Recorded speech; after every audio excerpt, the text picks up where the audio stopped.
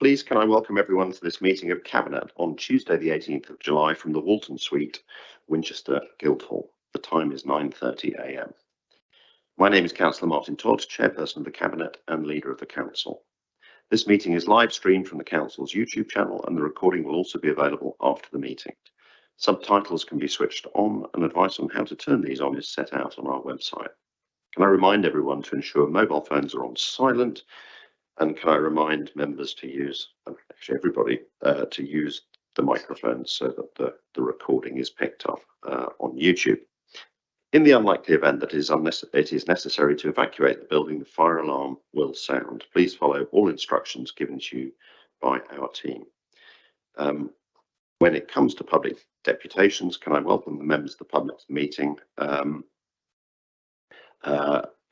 We will invite you forward when it is time to make your contribution. Turning to the agenda, the first item on the agenda is apologies for absence. I have apologies from Councillor Cutler. I don't believe everybody else is here. The second item is membership of Cabinet bodies. We have no changes to make to those. The third is disclosure of interests. I wish to declare a personal non-pecuniary interest in that I am a member of the County Council, and there are some issues that relate to the County Council for discussion today. Councillor Porter. Can I also declare the same personal non-pecuniary interest, please, as a member of the County Council? Thank you very much. I have requests from councillors to speak. Right. From Councillor Wallace on items 8, 9, 12, 14 and 15. Councillor Laming on item 11. Councillor Horrell on items 9, 11 and 14. Councillor Brooke on item 12. Councillor Godfrey on item 8. Can I see Councillor Brooke? Okay, not yet. Right. Thank you very much. I also have members of the public who wish to make deputations, but they are all on particular agenda items. So I will call them when we get to them, but just for clarity, I have Dr. Nicholas Dennis listed for the Station Approach Strategic Outline case. I have Councillor Melanie Iredell for the public open space at King's Barn. And I have Mr. Ian Tate and Councillor John Godbold on the Sheila Strategic Housing and Employment Land Availability Assessment.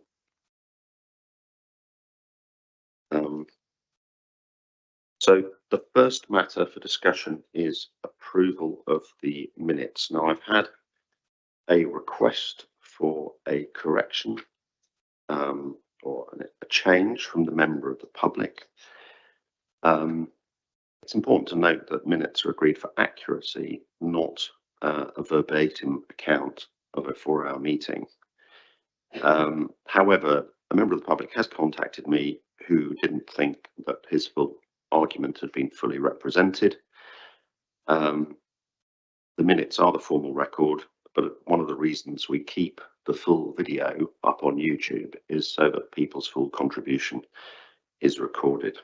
I've asked officers to review the tape on this occasion. We'll agree to add the words, quote, and sorry, this is to the comments made by, let's just check.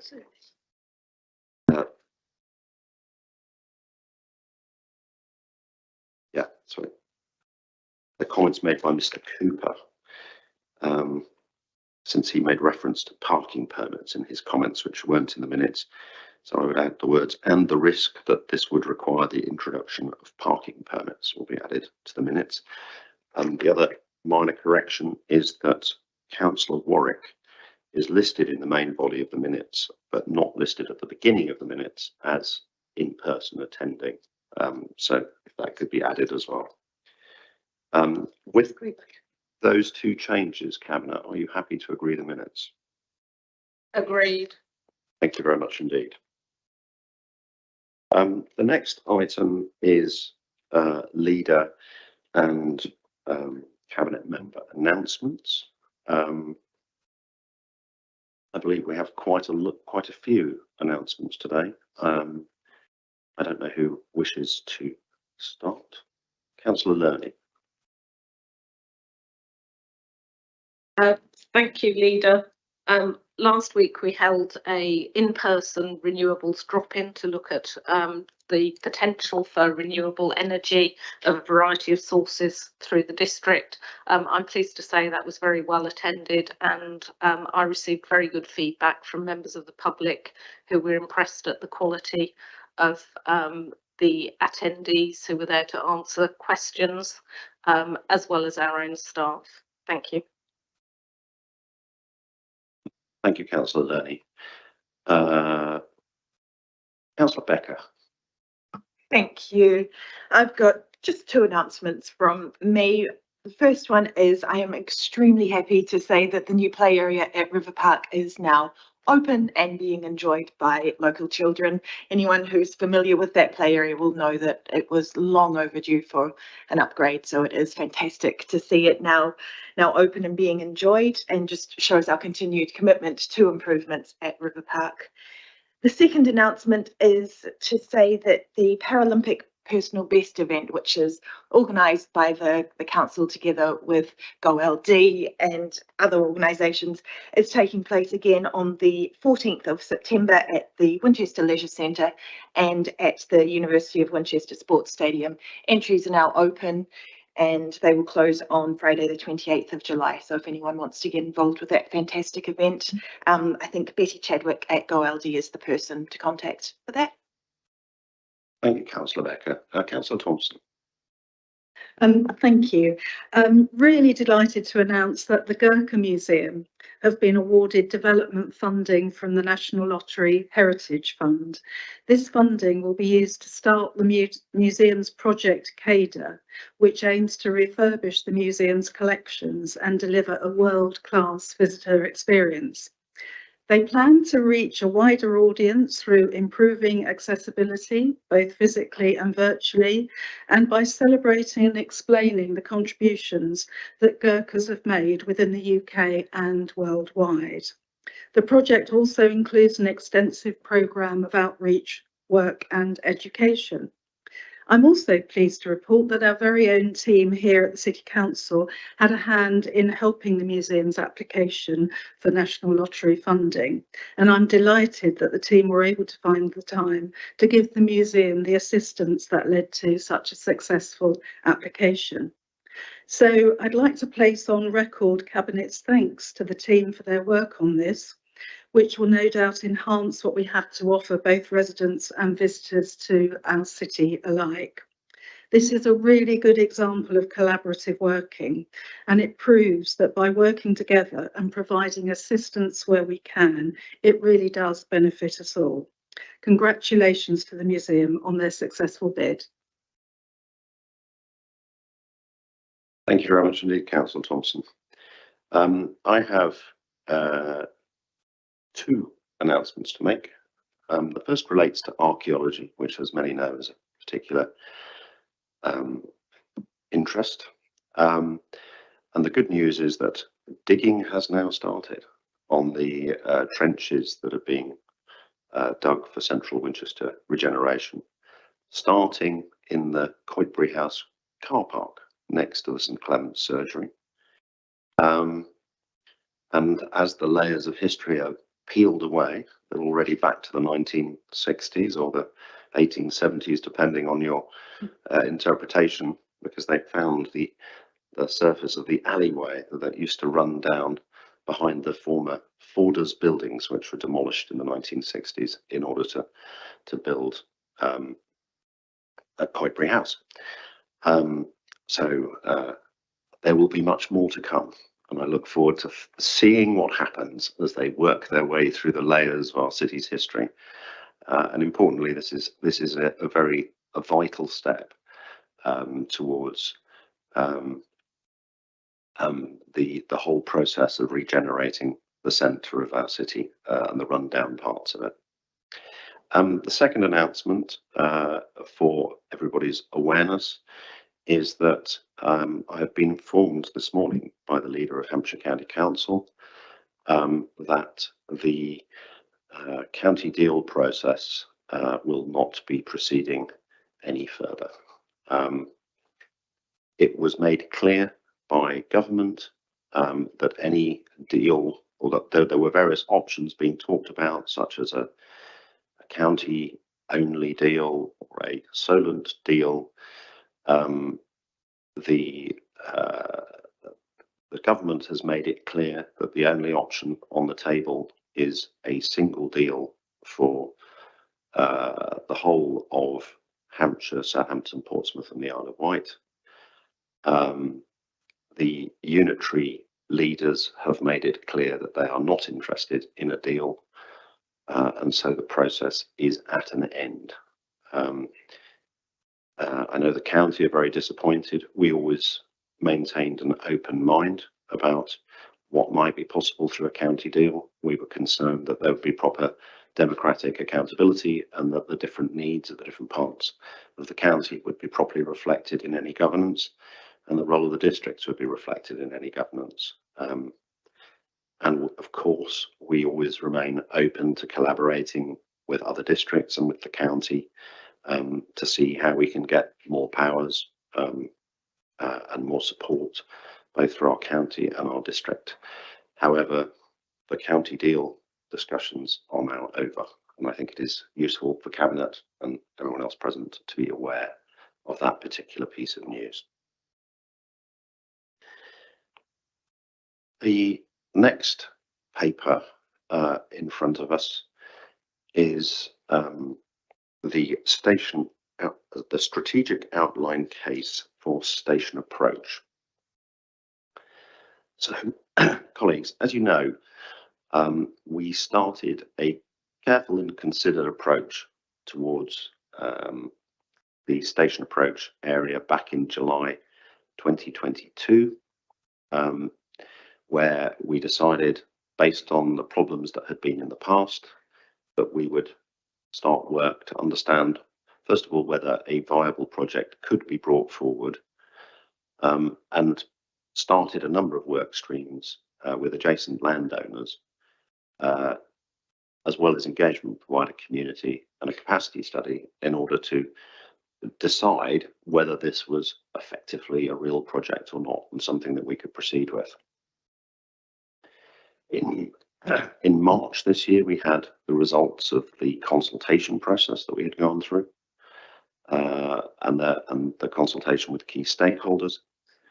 In June, the Cabinet Regeneration Committee got the results of a capacity study, which in essence laid out not a proposed design for the area, but whether it was at all plausible, despite the very difficult economic environment at the moment, to come up with a plan that could work. And what we have today is effectively a gateway decision, where we look at all of the information we've gathered so far and say, is this a project we can decide to continue working on? Does it pass through the Treasury's five-way business case process at this early stage? And yeah, is this a project we should continue with, or should we stop and just leave them as car parks for the foreseeable future and effectively end the project? So that's the decision in front of us today. The consultation has told us that the broad priorities that we set out, development objectives of a connected, sustainable development, recognising the importance of our goal to be a carbon neutral city and district, and the centrality of the station area for low carbon travel and connectivity, the need to reflect the changing work patterns and living patterns of our city, the importance, and I know this is particularly important to people in the city of high quality design that reflects the nature of the city and the importance of working with residents, businesses and stakeholders. They were all sort of endorsed effectively through the consultation process. The capacity study and the parking study showed that we have options that make financial sense for 2 of the sites, but also highlighted some of the linkages that we need to be considering. And now the next gate. So building on those insights, the capacity study, we have the 5 cases that we need to fulfill. The strategic case, the economic case, which demonstrates that there is a compelling case for change and how the regeneration of station approach would further the council's aims and objectives. Commercial case, which documents the proposed deal in relation to the preferred options outlined in the economic case. The financial case, which highlights that the costs and funding options, there is a plausible way forward. In the management case, which highlights that we have appropriate arrangements to deliver, to monitor, to evaluate the scheme and make it happen.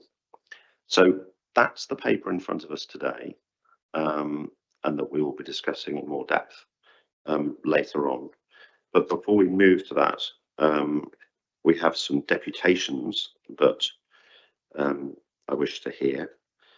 First of all, I think from the public, we have Dr. Nicholas Dennis. So if Dr. Dennis is here, it would be great if you could come forward and outline your views.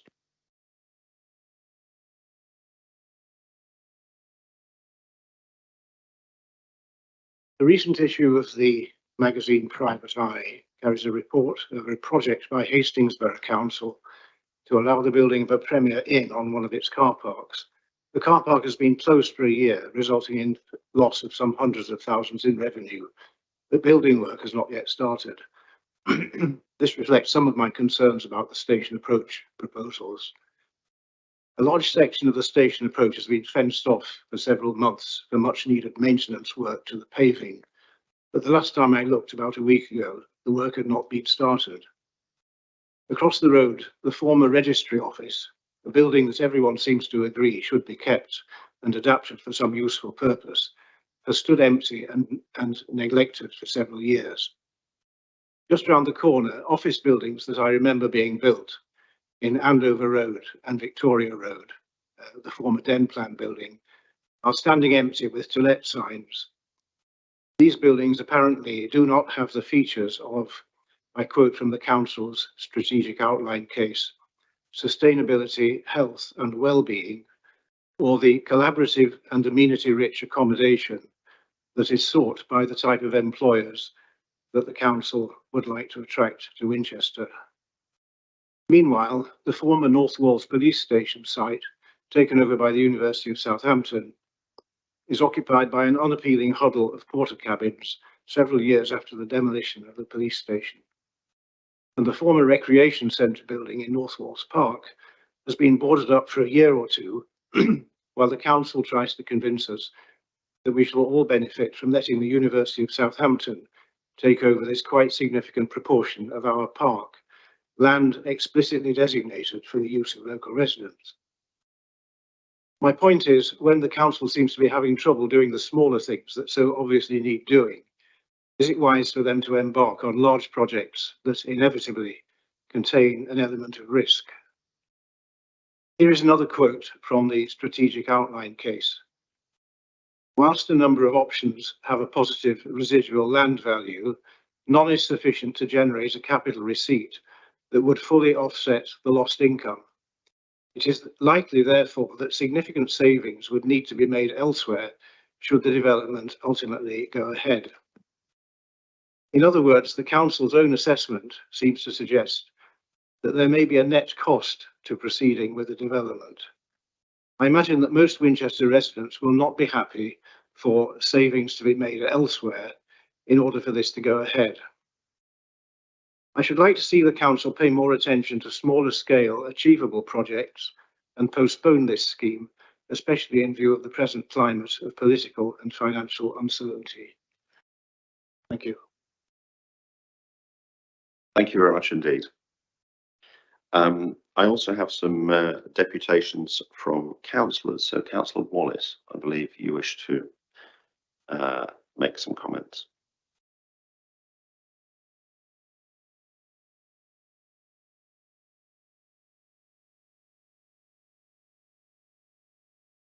Thank you, Chair. The beginning of July was the hottest week on record for the planet, and scientists believe was likely to have been the highest temperature for the world for more than 100,000 years. On Sunday, China experienced its highest ever temperature of over 52 degrees. And shockingly, this wasn't just a minor increase, it was a huge increase of almost 2 degrees over the previous record. In America, more than 104 million people are currently under extreme health alerts as relentless temperatures continue. And here in Europe, southern countries are experiencing their second heat wave in a week, with red alerts issued for 16 cities across Italy in response to the extreme heat. It can be easy to feel overwhelmed by this situation. After all, we can't fix it on our own, but we can both individually and as a group make a difference, and that must be worth the effort. Large developments such as Station Approach are a great opportunity not just to improve the gateway to our fantastic city, but also to accelerate the transition of Winchester into a more environmentally friendly and sustainable city that we can all be proud of. Station Approach is at the hub of our local transport system. Trains, buses, taxis, drivers, cyclists and pedestrians all travel through the area. We know that transport is the largest contributor of greenhouse gas emissions in our district and that we have to do more to support sustainable transport. A user intercepts survey performed as part of the feasibility study for Station Approach showed that 54% of respondents would consider leaving their car at home if bus services were more frequent and more reliable. Imagine if we could halve, that would be fantastic. Imagine if we could halve the number of cars in the city centre and the impact that would make on quality of life in the city. Not only that, but another 9% would consider leaving their car at home if there was improved cycling and walking infrastructure. This project on its own cannot solve all the challenges, but it can and should help to move alternative travel opportunities forward.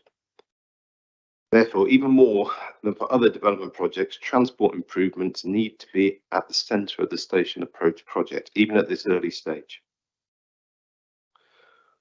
On the site development itself, the council needs to be ambitious in how this site is approached. Not ambitious in a financial sense, obviously the council must be prudent with public finances, but rather ambitious in aspiring to achieve the best possible development for the city that achieves our environmental, social and governance objectives. This means it's not just about the right places for businesses and more than just building energy efficient buildings.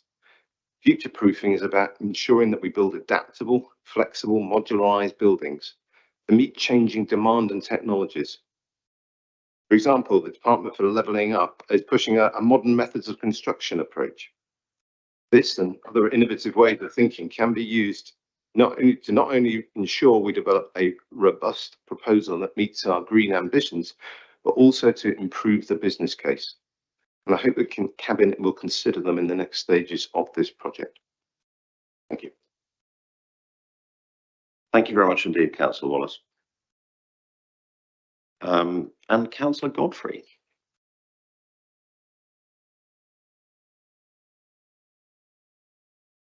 Thank you.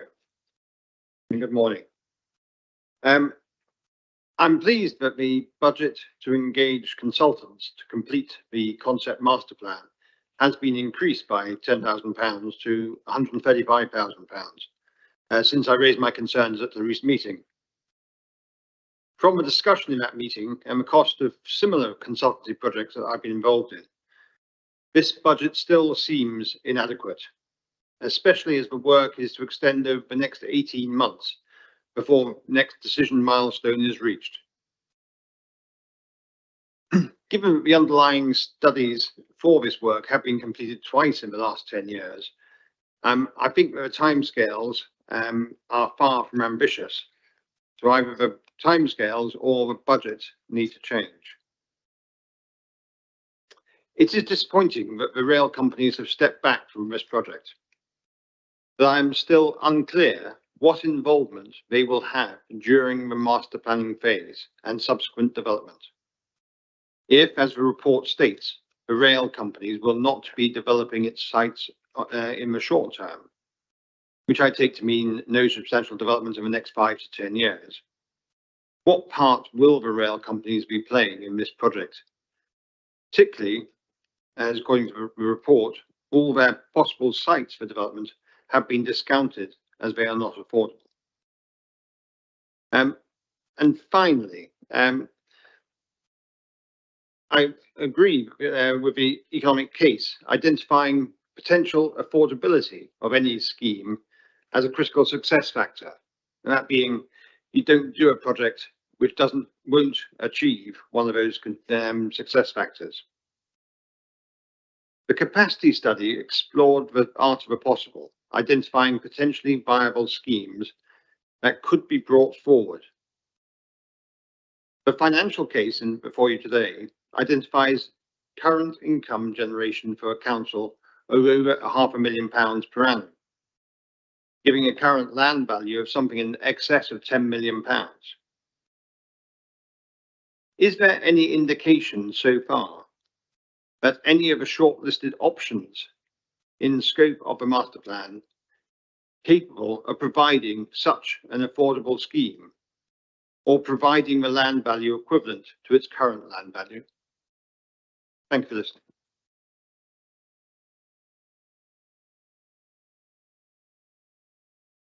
Thank you very much indeed. And thank you everybody for those the various points raised. So just to quickly address, I hope, everything that's been said.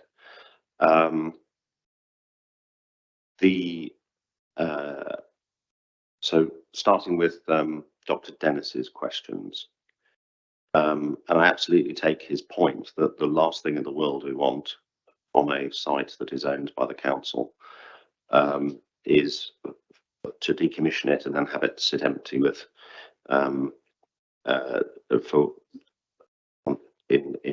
at station approach without a plan to use it productively. If I just run through the particular points that you highlighted, the station approach trees that have been fenced off, that is on the private land of that is currently managed by South Western Railway. So it is not Hampshire or Winchester land, nor automatically part of this scheme. We have been asking why they are taking so long to repair the paving in that particular area, since it does mean that the cycle parking that is under those trees hasn't been available. But ultimately, that is a matter for South Western Rail in terms of why that particular site is not currently in use.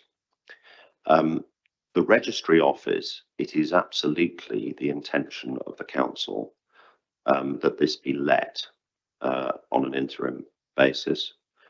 We are not, I think, able to talk about any confidential discussions that are going on, but I don't know if Mr. Hendy wants to just confirm that we are actively seeking to let the registry office, the former registry office. Yes, thank you, Leader. We are actively looking to find a tenant for that building on a short-term basis. The point that you raised about the old office blocks not being let is a good one and remains something that is of obvious interest to us in terms of discussions that are happening within the city. We are hearing back from our professional advisors that there is an issue in Winchester with the type of offices that we have available and the age and quality of the offices that we have available. And so this is a point that has repeatedly been probed, but I understand why at first sight there is this concern. But what we are repeatedly hearing, both from local business and from our professional advisors, is that there is a need for modern office space of a kind that is not currently available in the city. I don't know if officers have any extra perspective to provide on that. Mr. East. Oh, thank you for coming forward. Thank you, Chair. As members will know from sort of previous reports which we've made both to Cabinet and to other committees, as part of the project, we undertook through our consultants, JLL, market analysis before the project sort of started, in earnest, to understand the market conditions as they exist now, as opposed to prior to the pandemic. And they confirmed that there remained, firstly, a significant need for high quality office accommodation, but that the current accommodation which there is in the city, which is vacant for a reason, because it doesn't meet modern needs and is difficult to convert or adapt. So, as I said, that was reconfirmed and the position hasn't changed in the last year. Thank you very much indeed.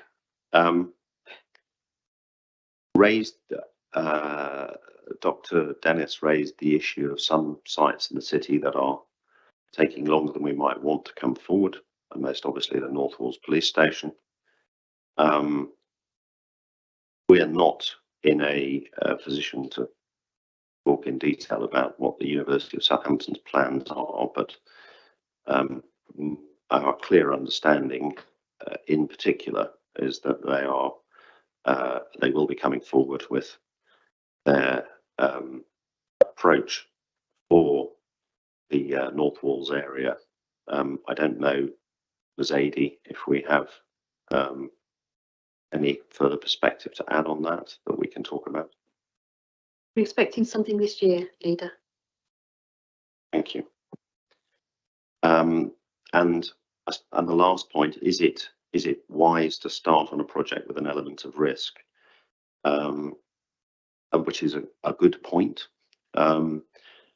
The issue at the heart of it is that the alternative is to say that we leave the site as a car park for the foreseeable future, and there's an ongoing issue that isn't actually consistent with what we're trying to do with movement in the city. So, as an example, when the North Park and Ride comes forward, we would not be doing our duty as a local authority, and the two North Park and Rides come forward, if we were not looking at repurposing city centre parking in order to reduce traffic into the centre while still maintaining the number of visitors to the centre, and changing our parking arrangements towards the centre to reflect the fact that we will have a North Park and Ride, both as part of the Kings Park redevelopment and potentially also in discussions with Sir John Moore Barracks. So I think those are all good questions. We will discuss them in more depth, but there is an imperative for change which goes above and beyond the need to ensure that we're using that land productively. Councillor Wallace raised a series of points highlighting the concern that we all have about what in the past was first called climate change, then global warming. But I think the experience of the past few days that the reference to global heating is a better way of describing it to reflect the fuel challenge that we face. All I can say is that the first priority for this development, the connected sustainable development, literally sets at its heart the objectives for low carbon travel and connectivity, and that any redevelopment should be an exemplar for sustainable low carbon development, living and working. So I absolutely share your concern at the urgency of the challenge that we face. I agree that transport needs to be at the centre of any improvements, and we have set very ambitious green ambitions for housing and development in our Reg 18 local plan, and our expectation is that that will also apply to anything we seek to do as a council. And finally, Councillor Godfrey raised also important points. His point about the consultants' budget being raised, that the challenge, the consultants' budget. We are mindful on this. As you know, it's already been changed versus an earlier version of the paper that you saw. And I share your desire to ensure both that we have sufficient funding and urgency to deliver with the budget that's available, but also something that does need to be reflected in our thinking and our budgeting. We make full use of the extremely large amount of work that has already been done on this site, and that we have also done in the work to bring us to this particular point. So I know that this question of budget is one that officers are looking at very closely. I don't know if Mr. East, Mr. Bakey or Ms. Taylor would like to add any extra perspective. Thank you, Leader. Yes, subject to council approval today, there is a budget of 295,000 to fund the production of the master plan. We'll need multidisciplinary consultants, project management, comms, legal advice and a planning performance agreement to take that forward. We've built in flexibility to that amount between budget headings so that as we get more mature cost estimates, we have that flexibility to move things around a little bit. We must remember that master plans vary considerably in cost depending on the level of detail provided and the evidence base supporting them. And the master plan at the concept stage, which we're looking at now, is very different from a detailed master plan that would come forward at planning application stage. The plan that we're looking for now at concept stage will give us planning consideration, and it will also be a plan that has community support. There'll still be a need to de-risk the project with survey work, and as the Leader has rightly said, a lot of work has been done previously on the Carfax site for the previous planning application, which still remains valid, and we'll be utilising as much of that as we can. Thank you very much indeed. There's also reference to, so Councillor Godfrey also talked about the role of the rail companies. Now, obviously, because the capacity study, the combination, I think, of the Office for, is it the Office for Road and Rail or something like that, instruction that they needed to maintain their current level of parking, combined with the cost implications of that, meant that the redevelopment of their sites didn't survive the capacity study process. But what will, my understanding is that particularly when it comes to movement questions and interchange questions, they have a very strong interest in working with us and ensuring that the whole area around the station works effectively. I'm assuming that we have some degree of interest and involvement in that part of the process. Mr. East, you've reached for the mic button, so let me. Well, thank you, Chair. And just to say that a key focus, should members agree to the recommendations this morning of the next stage of the project, will be to focus on the potential for Station Approach to more effectively operate as a transport interchange or transport hub. And of course, as that part of the project, there will need to be very close liaison and work with the rail bodies, and indeed that's something which we've been discussing with them. I should also say that at this point, whilst the council is not, entering or won't be entering into a formal partnership or collaboration with Network Rail, that doesn't mean to say that Network Rail won't continue to be involved in this project, and indeed in terms of the Network Rail sites, they very well may come forward or back into the picture in future years. And we shouldn't forget that this is, in reality, Station Approach is probably a 10+ year project.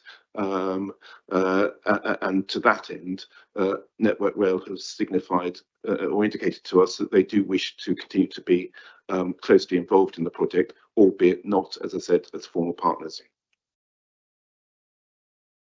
Thank you. And then Councillor Godfrey's last point related to the shortlisted options providing the land value or income needed to replace that income. I think the current situation is that the income from the Carfax site, so the one near the railway station, is primarily parking related. And I'm not entirely sure how we reflect this in the business case, but there is the expectation that that parking will move to other car parks, not evaporate if we get rid of the public car park in particular. And so that a conventional valuation of what might be happening on the site would potentially show as being too negative. But can you provide any? I think the situation with the other car parks, the Worthy Lane and Cattle Market, is harder. Can you provide any perspective in terms of the land value and income and how we replace what we're currently getting?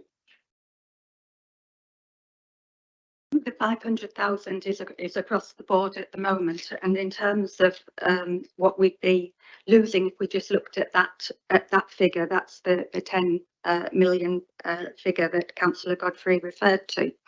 In terms of our parking survey, the reason that we've taken the view that Carfax site could be developed in phase 1 is because the car parking that would be displaced from there could be accommodated in other car parks. Now, we recognise that they probably wouldn't all come to council car parks. Some might go to the Network Rail site or indeed have other alternative sustainable transport methods, but a part of that income would go to council car parks, so wouldn't be lost in entirety.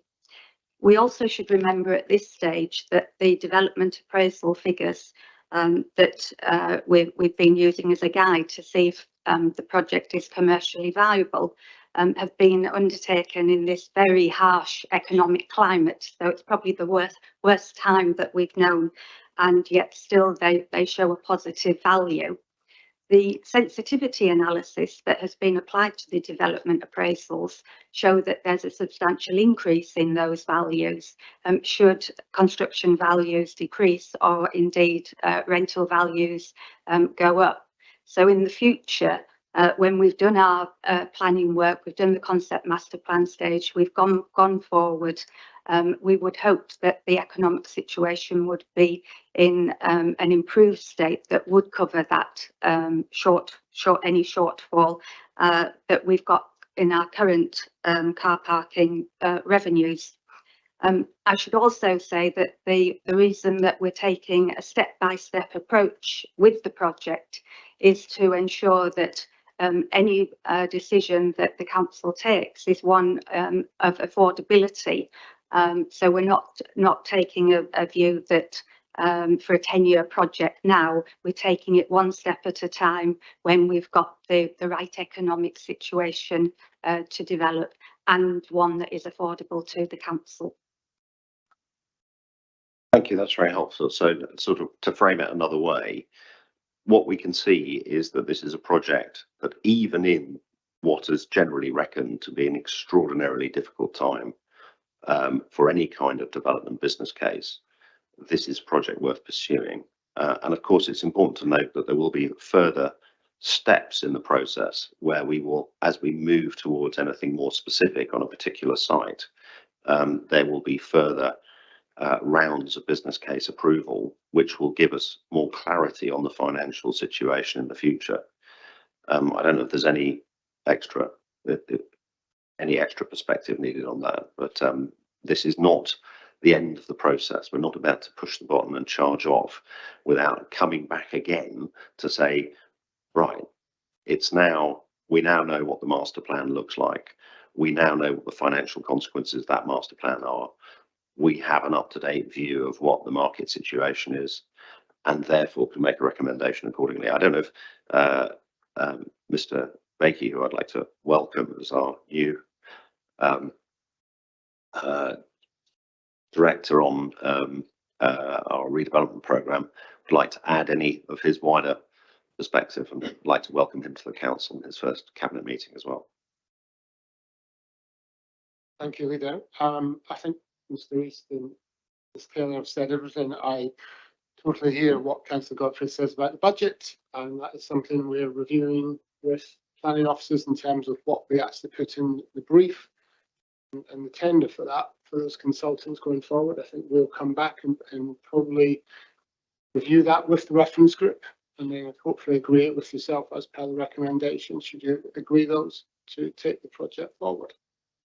Thank you very much indeed. So an important point there in terms of the budget question, which is we have deliberately written the recommendations so that we are able to flex the budget, and it would be, you know, to make sure that we've heard the concerns from the reference group in terms of how we work within the overall budget envelope. Before I take questions from Cabinet, what did we hear from the Scrutiny Committee? Oh, so it is, yeah.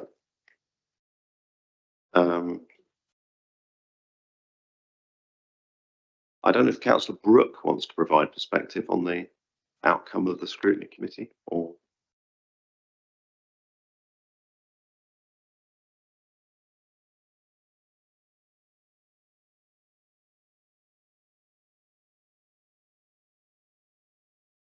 Apologies, Councillor Todd, I wasn't expecting to do this today, but yes, I'm happy to.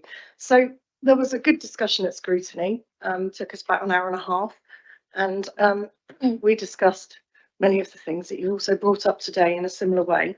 There was concern regarding the time taken to reach this stage of the process, and I understand things take quite a while, but there was concern over the time it's taken and the pause in between. There was concern over the absence of the railway companies in particular in the project, and how they were originally in the project, now they're outside, but they're sort of in and they might be in future. So there was some concern over that. There was clarifying the formation of the master plan, whether it would consist of local or external experts. And we had that clarified that there would certainly be local knowledge inputting to that. There was a piece about understanding the transparency and flexibility of the procurement process. And I understand there are always going to be things that are confidential and so can't be in the public domain. Whether the reference group would include cross-party members, and we know that there has been a group that includes cross-party members, but going forwards, just to ensure that there is cross-party input into this, so we're fully representing the district. Understanding the provisions for pickups and drop-offs at the railway station, so we need to think about parking, ease of parking, particularly if we're putting residential in there, is there parking for residents as well as short-term drop-offs, long-term parking for the station, without having to change buses at the station. There was concerns about the dependency on Hampshire County Council support and their financial contributions, so that was just a highlight as a slight risk. Whether it could be considered to add the movement strategy, the relationship between the movement strategy and all of the projects is key. So if we could look at the relationship between that, that would be really helpful as perhaps a big master planning piece. The project's viability during the current economic circumstances, which of course you've just discussed again, clarifying student accommodation needs, and it was highlighted that of course student accommodation is classed as affordable housing, and to ensure that the student housing doesn't replace truly affordable housing for our residents, and that they are indeed counted separately. Whether there would be appropriate infrastructure connections to accommodate potential development and maintain services for those residents. Concerns regarding viability of enhanced office space and its impacts on the overall development, and balancing that with the need for parking. It may be close to a train station, but it doesn't mean everybody will be getting a train there. Concerns regarding understanding, the level of confidence in attracting tenants, and are we aware of how that will come across, and what since COVID, the demand for enhanced office space currently. Understanding the level of, the financial projections and the management of overall financial picture. welcoming the adoption of the Central Winchester Regeneration Reference Group approach. So that was a real positive, and hopefully they will work in a very similar way. And I believe that was the main points that we covered. So you have covered a lot of that this morning, but so thank you for inviting me up. And thank you for your careful and detailed scrutiny of you and your colleagues to go through this paper, because it is always helpful to help us improve our approach for the future and make sure that we're doing the best possible job when we take these decisions. So if I can quickly go through some of those points, I think we've talked about, I think the concern regarding the time taken to reach this stage of the project, I think, is a deliberate choice, which was to be careful and deliberate in terms of how we move forward and make sure that we were involving people along the way. I think we've talked about the railway companies, the nature, I think the paper talks about the nature of the master plan team and the flexibility of the procurement process. The reference group will include cross-party members. I don't think there's an intention to change it. So as long as Councillor Godfrey wants to be on it, he'll be on it. And his presence is very welcome. The point about pickups and drop-offs at the railway station, as well as the ease of travel, is very much something that I think will be looked at in the next stage of the project. The dependency on Hampshire County Council's support and financial contribution, I'm not clear that we are expecting them to make a financial contribution. But certainly there is a need for close working on questions such as the movement strategy. I mean, that is, I think, the big interdependency between us and the county. And we do need to understand, for example, what needs they have as far as Andover Road or Worthy Lane is concerned, and make sure that anything that's happening in that area reflects their thinking. I don't know if, I mean, Councillor Lerner, you lead on the movement strategy. I'm assuming that we can assume that we will be working actively and making sure that we stay close to the county on movement strategy questions as far as they relate to station approach. Indeed, my recollection is that part of the movement strategy budget was actually originally paid for by an earlier version of station approach, precisely because the movement questions for station approach were so completely critical to the movement strategy. Is that? Yes, you're absolutely right, Councillor Todd. Certainly our aspirations for the area as a green transport hub and gateway to the city are a key factor when we consider this paper. We do have a number of work streams contained within the movement strategy, which impact the sites involved. And we do also need to integrate what happens at station approach with changes in the wider city, including central Winchester and Northern Park and Ride, for example. I suppose it's also worth mentioning that as part of the internal management of the project, Councillor Lerner is actually included as a cabinet member alongside myself in terms of how we manage the station approach project, precisely because of her lead role on the movement strategy. I think you remember the reference group as well, April. Yes, that's right. Yeah, so that's why Councillor Lerner is on the reference group, precisely so that the movement strategy is reflected. Plus, moving back to Councillor Wallace's points, also because of my role in the climate emergency. Indeed, thank you. The point about clarifying student accommodation needs, I know that this is an area that has been actively looked at within the local plan. So I don't know if Councillor Porter or Mrs. Adey wants to add any perspective on how we are looking at the question of student accommodation through the overall planning process. To Councillor, to Mrs. Adey. Thank you, Councillor Porter. Thank you, Leader. We've got, apologies for not being able to quote it, but a separate policy for student accommodation in the local plan that was consulted on as part of the Regulation 18. We had really good feedback from both of the universities on how they felt about our policy, and the content of that policy is to encourage bespoke student accommodation that's appropriate in an appropriate place, and to deter and certainly move away from houses of multiple occupation. and that's how we're looking to form the policy. We've since asked both universities to work further with us on forming that policy based on their feedback, and we're expecting to hear from them soon. And I know there was a further question, if I can be indulged and answer that one, as to whether we would all get to see the university's feedback, and we will as part of the publication of the Regulation 18 consultation comments, so that will certainly happen.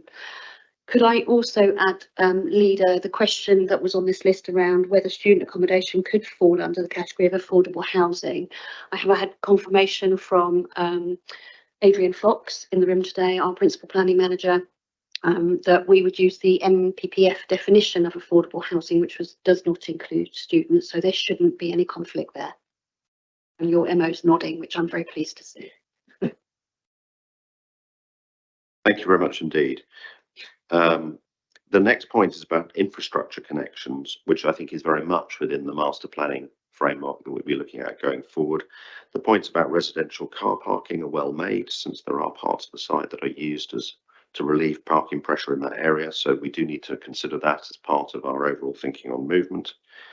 The point about viability, which is talked about both in terms of the current economic circumstances and whether they will still be relevant in 5 years' time, and the viability of enhanced office space, that will absolutely be part of the next stage. And once we're past the master plan and we move to an outline business case, I think that's the next one, isn't it? Then that will be fully within scope, both if viability gets worse, which would be rather depressing news for the UK economy if things get worse than they are currently, or if they improve, and we get more options. Understand the level of confidence in attracting tenants, which again is in the next stage. The financial projections and management of the financial picture, given everything that's going on, COVID, vacancy changes and other ongoing developments, are very much part of the future stages of the project, if I've understood correctly. So thank you for those points, Councillor Brook, to you and your colleagues. I think we're now at a stage of asking Cabinet if you have any questions on the paper that you would like to ask me, or for a more informed answer, officers. Councillor Thompson. Thank you, Leader. Yes, it was just on page 18, the bottom paragraph there, 2.3, when it says the regeneration reserve was of 300,000 was set aside to support both Station Approach and the Central Winchester regeneration project. And I just wondered, obviously we're using a fair chunk of that, and the implications that that might have on CWR. Perhaps you could just explain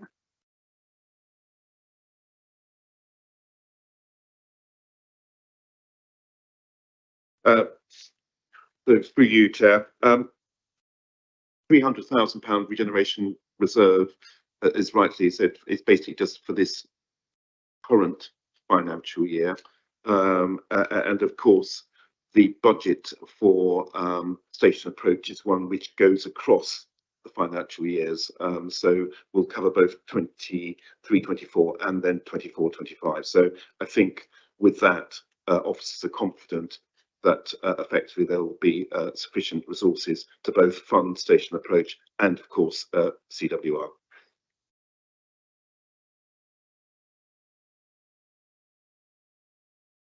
Thank you very much indeed. So if we just quickly go through the different sections of the paper, if you have any questions, we'll, as we go through them. The first one is the implications section, which looks at the council plan outcomes, which I think are relatively straightforward. The financial implications, which Councillor Thompson's asked a question about, the legal and procurement implications, the workforce implications, the property and asset implications, the consultation and communication, the environmental considerations, public sector equality duty, the data protection impact assessment, the risk assessment, and there was a point, I think, in the scrutiny about the need to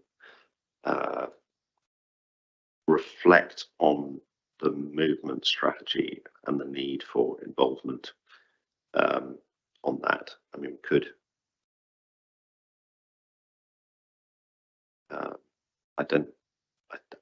I believe we have a more detailed risk assessment, and we explicitly have called out the need for county collaboration in there, but I don't know if Mr. Taylor wants to provide any perspective. You look like you were waiting to press the button. Yes, in the risk section, we added a line for dependencies in relationship to other council projects to reflect the discussion at scrutiny.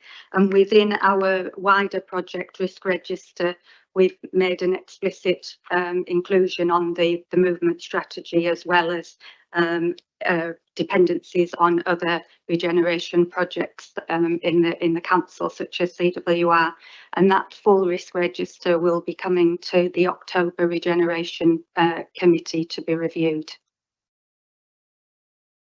Thank you very much indeed. So keeping moving through, we're now in the section supporting information. I'm sure there's much to ask about this unless people need anything clarified. So we have essentially a high-level summary of the public engagement, the parking usage feasibility study, the capacity study. It confirms the area in scope for the project, which shows the sites that we own, as well as the wider area that will be considered in terms of movement in particular, and was adjusted based on feedback from the reference group.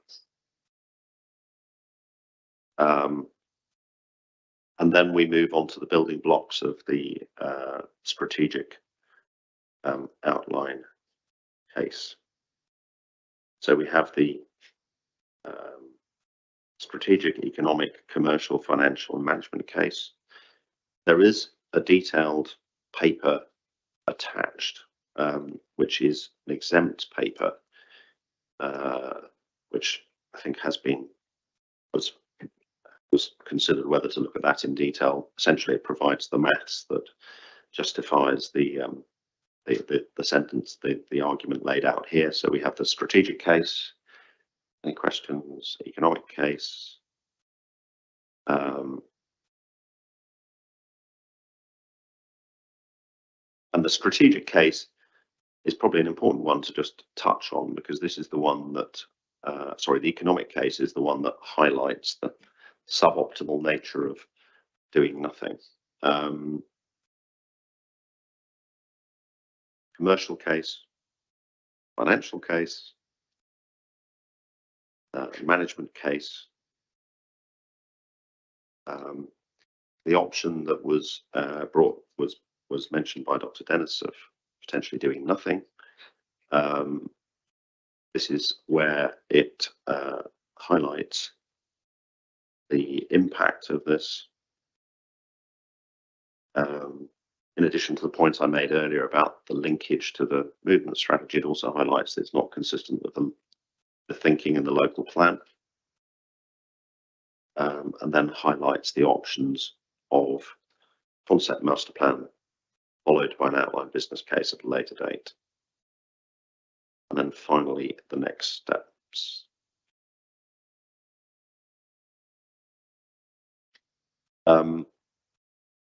I won't go through the details of the strategic outline case or the equality impact assessment, since I think they're adequately summarised in the main paper, and similarly the commercial details, again, I think are adequately summarised in the main paper. So in terms of the decision in front of us, assuming no more questions,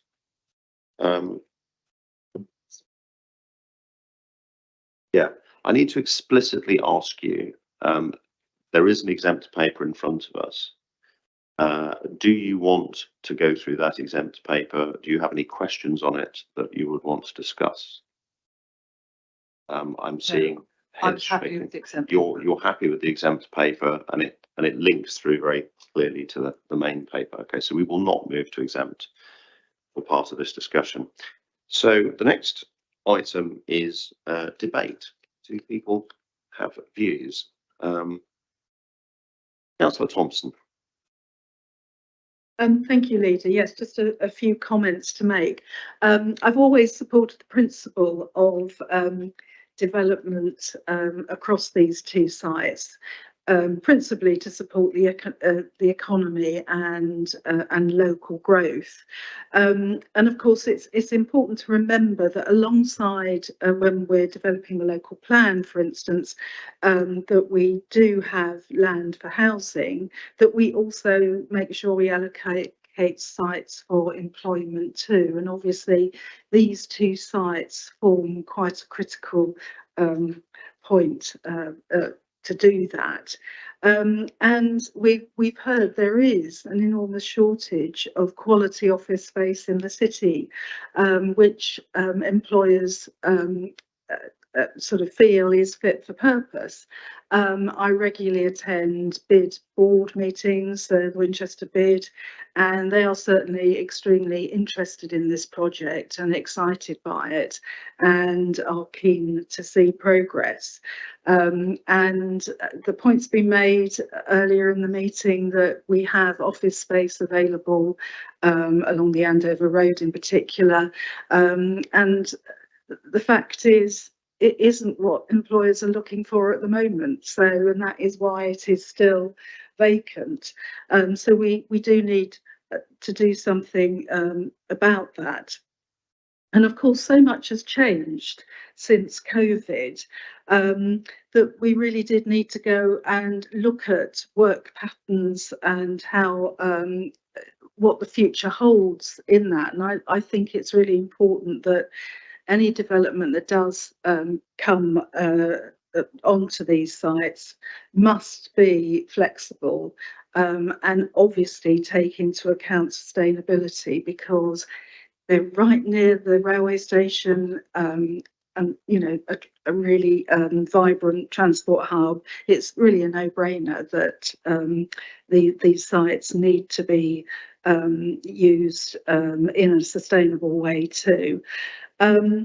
I think the only other comment I'd like to make is that, yes, of course, we are in an incredibly difficult economic situation at the moment. And even though we've had some projections about through the capacity studies about what can be viable on the sites, I think we would all hope in this room that things will improve over time, and that in order to move to the next stage, we really need to take that jump and bring forward the outline business case so we can have a look at that when that is produced. So I'm happy to support the recommendations that we have before us today. Thank you.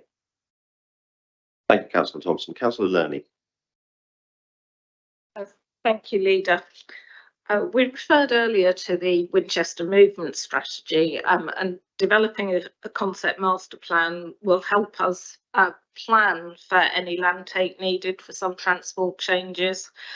It will protect key walking and cycling routes, both those that exist already and some of which are aspirational, which we would like to include in a master plan which comes forward. A master plan will allow us to make those incremental changes, to develop incrementally within an agreed framework. It does not mean moving straight into some mega project with this entire area all being developed at once. So I'm very supportive of moving to develop a master plan, while at the same time I agree that now is not the time to develop an outline business case. So I think volatility in the markets is such that by the time we've finished, we'll probably need to start again. And I think that possibility is identified in the paper. So certainly I'm very supportive of the proposals in the paper and will be voting for them. Thank you very much indeed. Councillor Porter. Thank you very much. Office space in the city, we've talked about it a lot and it needs repurposing, but at the moment, the owners of those sites are not feeling that they want to take that plunge. So I really welcome the steady progress of this this proposal, because we don't know how those are going to shake out in the next decade either. So it's important that we know what investments the owners of those buildings will be making in those. I take Councillor Wallace's point completely about the embodied carbon of those buildings, and I suppose I declare an interest in the sense my husband worked in the ones in Victoria Place, so that they were of their time, but they do need a lot of investment now, but they certainly shouldn't be pulled down. They should be reappropriated. The transport hub aspect of this, I think, is very important too. And I appreciate that the economic study revealed the less viable sites on this master plan. But even as our conversation with South Western Railway on the taxis and trees have revealed, it's really important to keep the railway on board on all of this, and railway estates. It's really critical that we have that relationship right the way through. And following on from Transport Hub, really, and the way the movement strategy started, I think for all of us that we would really hope that actually by the time we get to the point of this development happening, we'll have buses that go to that site from early morning to late at night. And so people won't be needing the amount of car parking that's currently there in the first place, which I know is so critical to the railways argument. Thank you, Councillor Porter.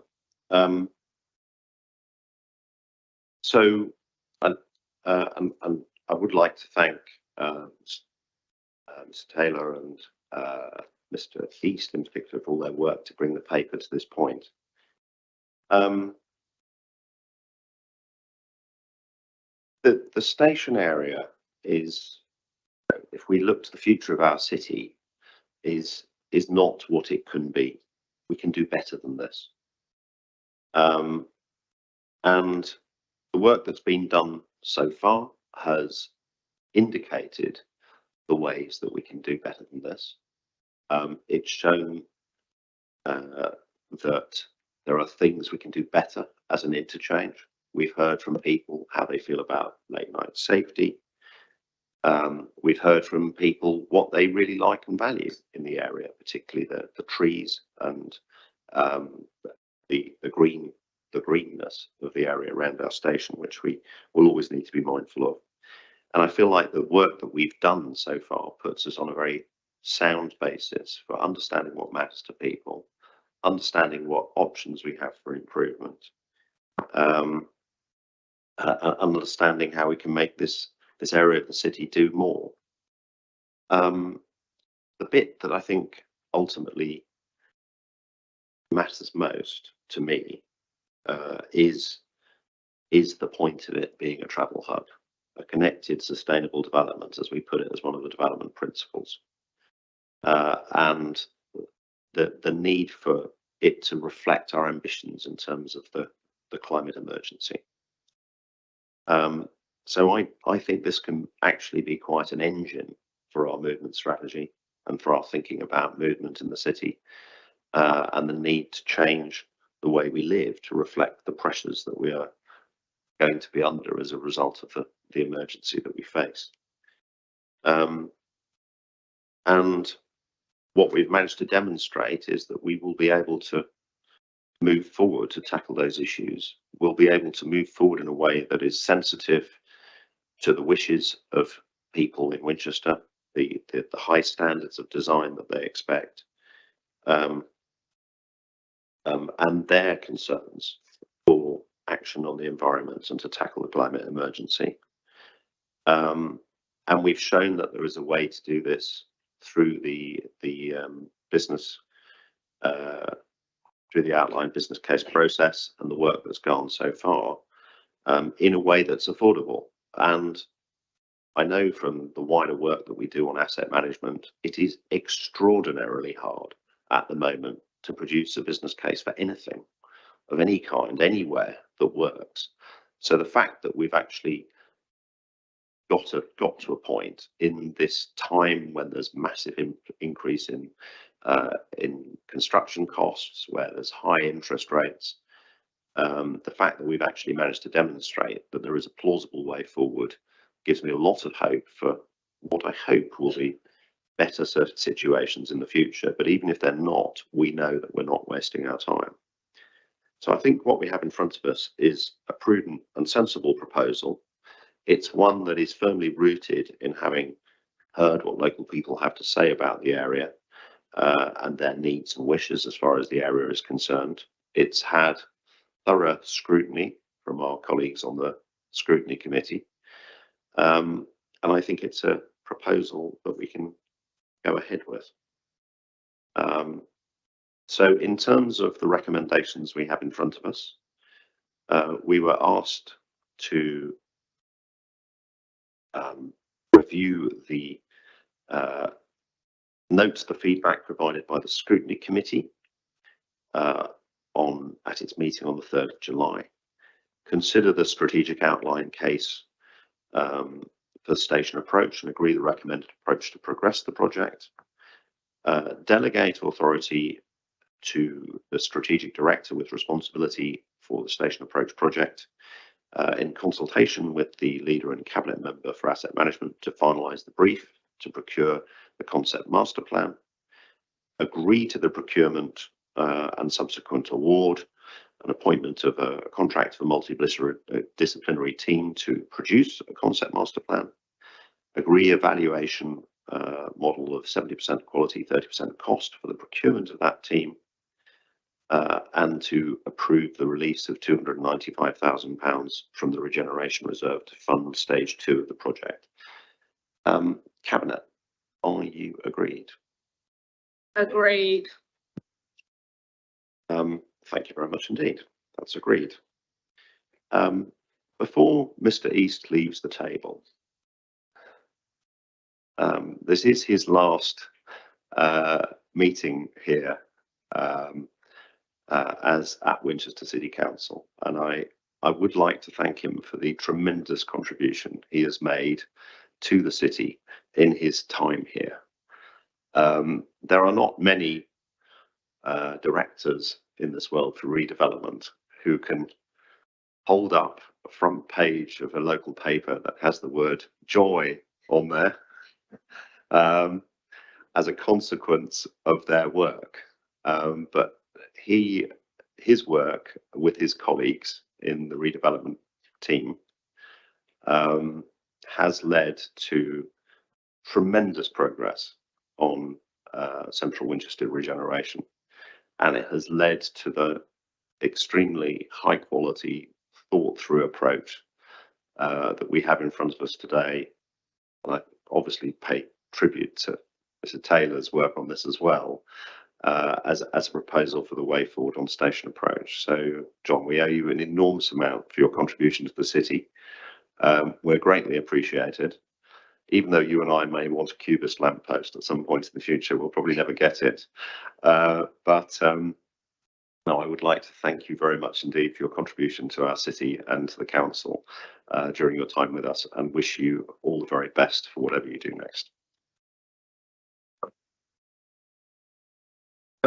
Well, thank you very much, Leader, for those very kind words. And just a couple of things to say in passing is that I've greatly enjoyed the last 2.5 years helping out Winchester. It's a fabulous city, great council, and goes without saying that I shall look forward to seeing these major regeneration projects which we've been discussing at Cabinet and elsewhere coming through to fruition, and visiting the city again, seeing its increasing beautification. Thank you. Very much indeed, and you will always be very welcome. So thank you. Good. But we have a full agenda today. The next item that we're going to take is about the future of waste and recycling. Councillor Lerney, would you like to introduce this paper? This is a paper that has been a long time coming. We have been and we are still in a position of uncertainty around government proposals for managing recycling in a consistent way across the country, and how much government funding will be provided to pay for the necessary changes. But we are expecting the details soon, and as a council we want to be ready to improve our waste and recycling services as soon as practicable in the most cost-effective way possible. This is a service which affects every single resident in the district, and after the state of the roads is the subject most often brought up on the doorstep. We know our residents want a better recycling service, and our aspiration is to not only improve our offer, but to become one of the top performing authorities in the country. The consultation we propose to carry out will depend on the parameters set by government. For example, there is no point on us consulting on whether a food waste service will be provided. That is already set in legislation. But we do want to know whether people would use it and how they believe it might be best implemented. Similarly, we expect to be told how many receptacles need to be provided, but those might be bins, bags or crates. And again, we want to understand what would work best for our residents living in different circumstances. In addition, in line with our greener, faster agenda, we have an opportunity to dramatically decrease the carbon produced by our waste vehicles without waiting for new vehicles and the consequent carbon costs of that. Switching from diesel to hydrogenated vegetable oil to run them not only reduces greenhouse gas emissions by about 90%, but produces less pollutants. This is a cost-effective way of reducing our emissions, but it is an additional cost, and we're therefore putting it forward as a budget proposal for next year. Finally, the introduction of improved recycling is dependent on Hampshire as the Waste Disposal Authority providing the infrastructure to sort the new waste streams. This is expected to be ready in 2025. However, Hampshire are looking to revise our partnership arrangements in light of the increased costs. But until we understand our costs and the income streams that might be forthcoming from government, we and other local waste collection authorities are not in a position to sign up. But what we do want to do is work constructively with Hampshire to achieve an agreement which is acceptable and sustainable for all the authorities involved in the partnership. So that's a brief summing up of the paper, Leader, and I'm happy to take questions and hear from any other councillors who may want to comment. Thank you, Councillor Lerner. Yes, we do have two deputations on this paper. So, Councillor Wallace, would you like to come forward?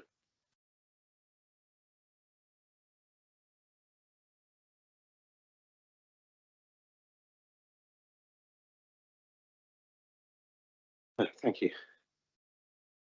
I said it before and I'll say it again. I'm really excited about these plans for improving our waste and recycling across the district.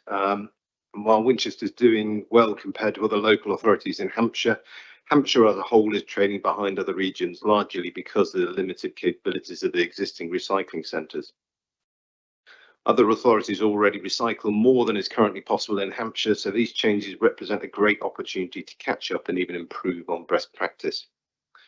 There'll be a huge amount of work for the council over the next couple of years in preparing for and rolling out the changes, and it's important that our residents are part of that journey. I'm therefore really pleased to see that the Cabinet has plans to survey residents, but it may also be worth considering setting up a panel of residents who are involved through the length of the project and have the opportunity to input on the proposals as they progress. Unfortunately, as Councillor Lerner has stated, the government has not clearly defined the requirements that local authorities will have to satisfy going forward. So whilst a one-off survey will be valuable, it may also make sense to have a panel set up in parallel that can provide more input as the solution evolves to satisfy these changing requirements. On costs, the report highlights that risks have been identified on costs increasing by as much as 775k. This would obviously be challenging for the Winchester Council to absorb. So managing these risks is very important, and reaching a mutually affordable solution needs to ensure that all the costs are not just pushed down onto the district from Hampshire. So obviously we'll be keeping an eye on that going forward. Finally, the proposal to move the waste collection fleet over to a hydrotreated vegetable oil must only be seen as a short-term measure. Small scale use of HVOs could reduce emissions in a small fleet of old diesel vehicles, but it can be difficult to capture the full impact of using HVOs, as emissions often get hidden in the supply chain. Plus, the price of HVO can be volatile, which is not in the council's benefit. So it needs to be a short-term measure only. Thank you. Thank you, Councillor Wallace. And Councillor Horrell.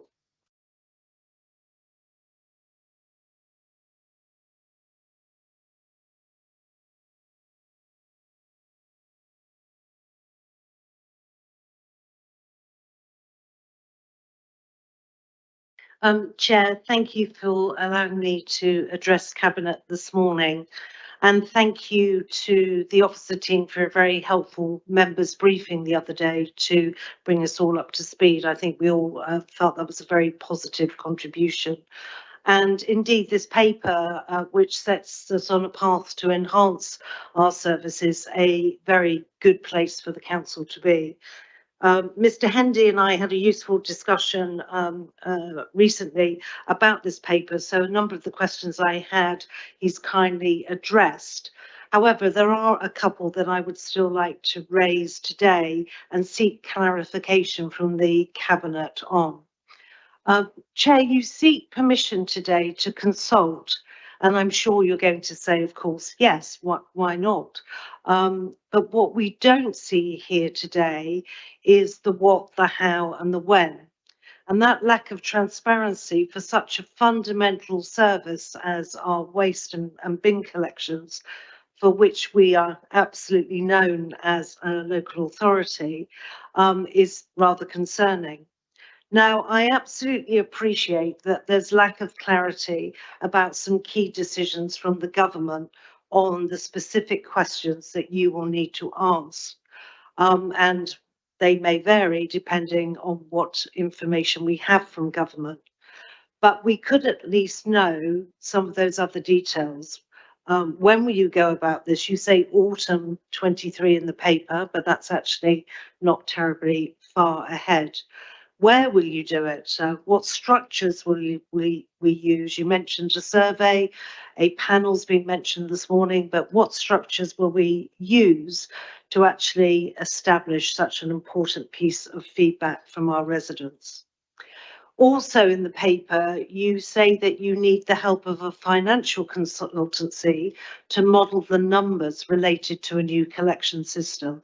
I'm just curious as to why we need that level of support, given that we've been running a waste service as an authority with partners for a very long time, and why we're not able to manage that calculation ourselves.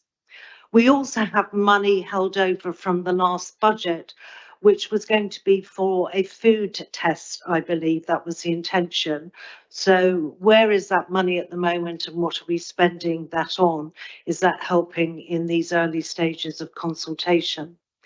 And finally, Chair, what is the cost to the council if the government determine that garden waste collection should be free of charge? There's much assumption about new burden funding covering this, but actually, will that be all of it, some of it, and what is the likely gap for us, given that we are clearly an authority that currently charges? And Chair, I think waste is one of those areas we, Winchester City Council, need to capture the hearts and minds of our residents. They're keen to do better, keen to actually help in this process, I know, talking to many of them, but they want to understand what that means. And I'm sure people will be keen to understand the consultation process, which is why I'm seeking some clarification today about that more detailed approach. Thank you. Thank you very much indeed. Councillor Lerney. Thank you. Looking at the consultation, we've been looking at best practice across the country. Unfortunately, Debbie Campbell, who has been working with us on this, couldn't be here today because she's broken her leg in 3 places. So we hope that she will get better soon.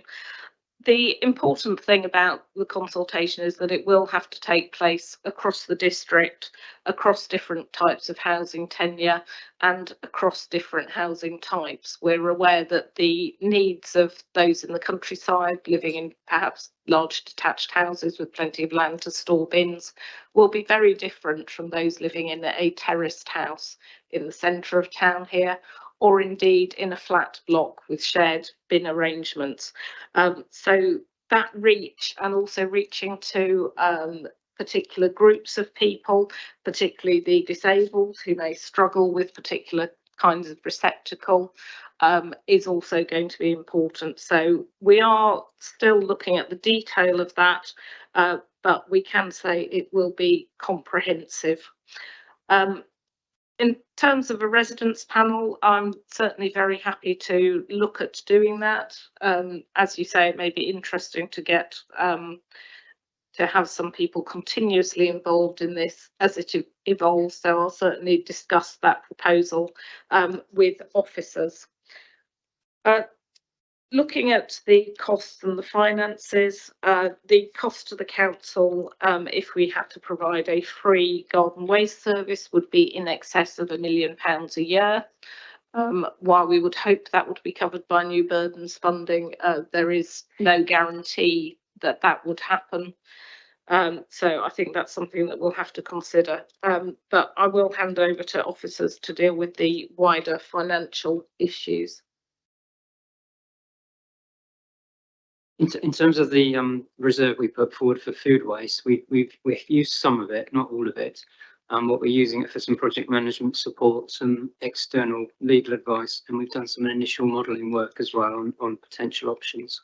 And some of that money remains available for the HVO project that we're talking about in the report as well. Thank you. And there's a question about the use of financial consultants to support us on this. So in the report, it sets out some of the areas where costs could move in the future between the County Council and its district and borough partners, and those are quite significant. But there are also potentially a significant number of infrastructure and service changes, such as new depots, new vehicles, new drivers, new loaders, and all of those we need to understand what the costs are, because they're likely to be very significant.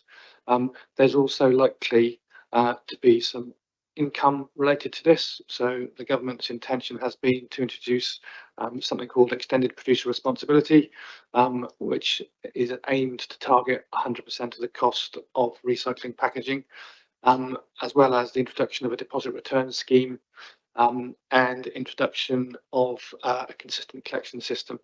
And all of these things are likely to be very significant. You know, the full cost of waste in Winchester is £4.5–5 million a year.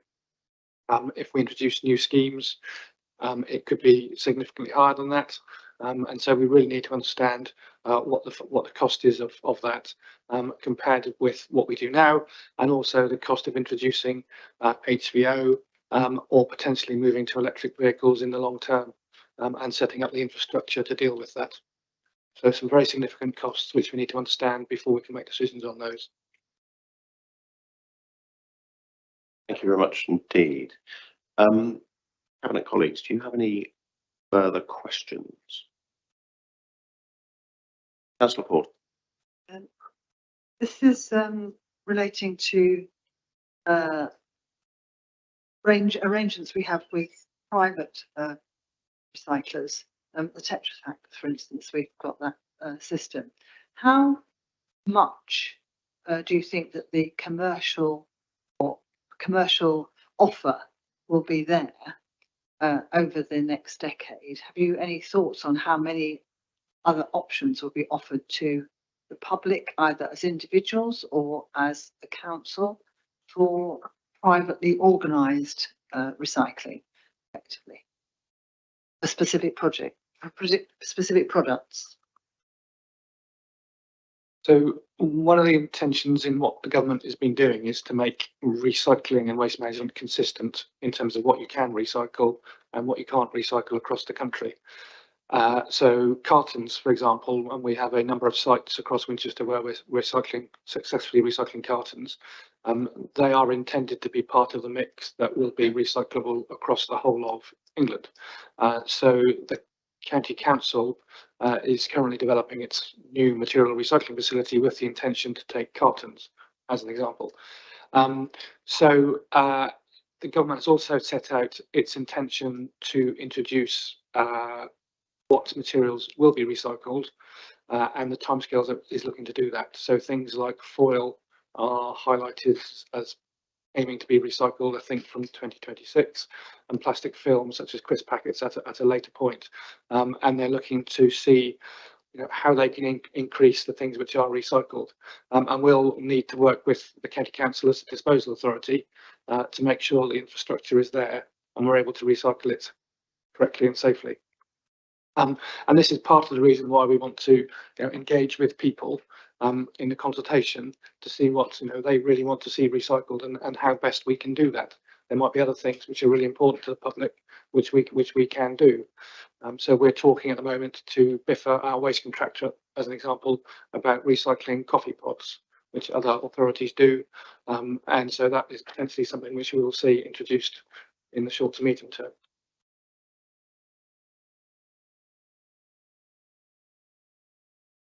I have a question, and it comes from a position which I suppose which we all need to be aware of, which is I, along with 9 of the 10 other leaders in Hampshire, have yesterday sent a letter to Hampshire saying that we are not prepared to commit to the date that they have given of 31st of October in order to sign the new IAA. And as we speak, there is a discussion at Hampshire about that. What the 10 out of 11 authorities in the Hampshire have said, and I would stress that they are authorities that are led by Liberal Democrats, Conservatives and Independents, is that while we support a system-wide approach that gives value for money, achieves improvements in waste performance, and gives all parties good incentives, we believe there needs to be further multilateral negotiation about a financial model that achieves that and ensures that not only does the county have sufficient funding to pay for its new materials recycling facility, but we also have sufficient funding to make the changes necessary to our own waste collections, and that incentives are aligned, and that there is no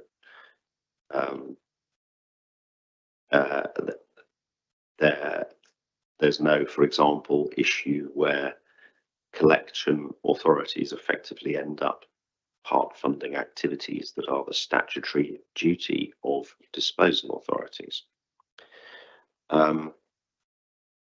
Because the county cabinet is happening as we speak, we know that they have received the letter because I've received a WhatsApp from county colleagues who have told me so. But I just wanted to confirm, firstly, presumably the financial modelling that we're talking about will need to support those negotiations, but also what we're going to be doing next in terms of producing a collective solution to the financial arrangements for waste management in Hampshire. I'm not going to ask Councillor Lerby this because I'm not entirely sure she's in the position to answer. Mr. Hendy looks like he's gearing up for this one. Thank you, Lydia. I've seen some correspondence between local authorities suggesting that soon Havant Borough Council are going to offer to stage a workshop between the local authorities and Hampshire County Council to get into the detail of the numbers. Because as you've said, at the moment, we've got quite high level numbers supporting the business case for Hampshire County Council, and we at this point in time don't have clarity because the government's position in terms of the cost that might fall upon this authority in terms of introducing these new arrangements. So clearly there needs to be more transparency on both sides, and hopefully that workshop will uncover that. But yes, I mean, I would stress that this was one where I had a bilateral meeting with the responsible cabinet member at Hampshire, and made it clear that we were expecting an open book, transparent process in terms of finalising the financial arrangements, and also an approach that took proper account of the extreme uncertainty due to the government's failure to decide and commit how it will implement the consequences of the Environment Act. So it's good to hear that clarification that there will be a joint meeting convened by Havant to see if we can find a way through that works for all parties. Chief Executive, is there any extra perspective? Because I know there's been discussions between Chief Executives on this as well. Thank you, Leader.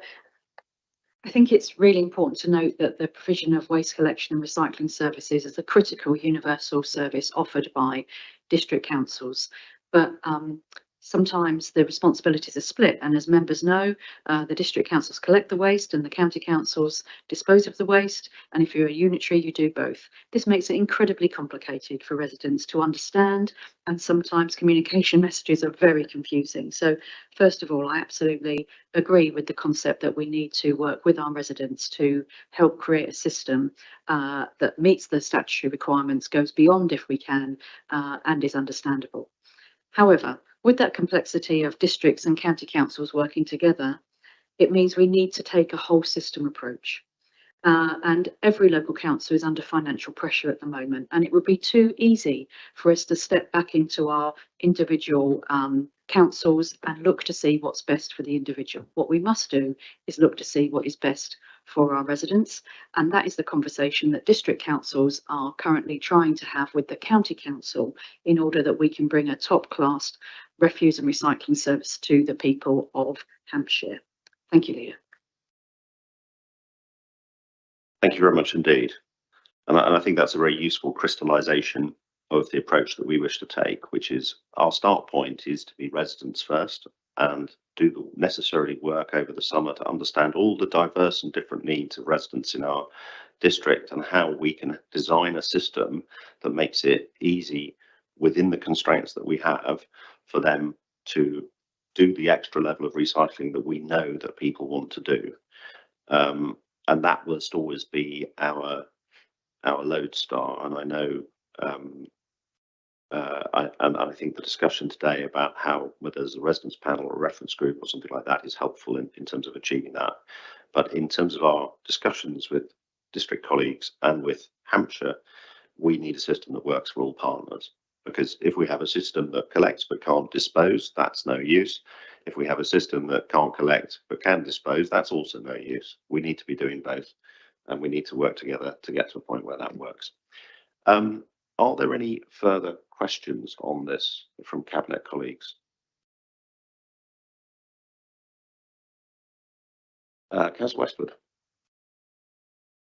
I was planning to leave. Oh, right, I will sorry, I make thought you put your hand up. anyway. You don't have to. I think there is a further complexity in this in terms of the logistics of migrating to a new collection service. Physically, the bins, the lorries and so on. There's going to be a huge amount of change across all authorities and competition for resources. I think it's another factor that needs to be well at the front of our mind when having the discussions, and as the Chief Exec said, at a holistic level and whole group level, that it's complicated to do the actual physical migration Need to bear that in mind. I think that's an excellent point. I don't know if you have any comments on that, Councillor Learning. No, I think Councillor Westwood's absolutely right, and this is why we want to kind of get ahead and commit to this consultation now. We will be. It could be that in the autumn we're still waiting for the government's consistency requirements, at which point we may well have to defer further, which is why I'm reluctant to commit to consultation will start on this particular date.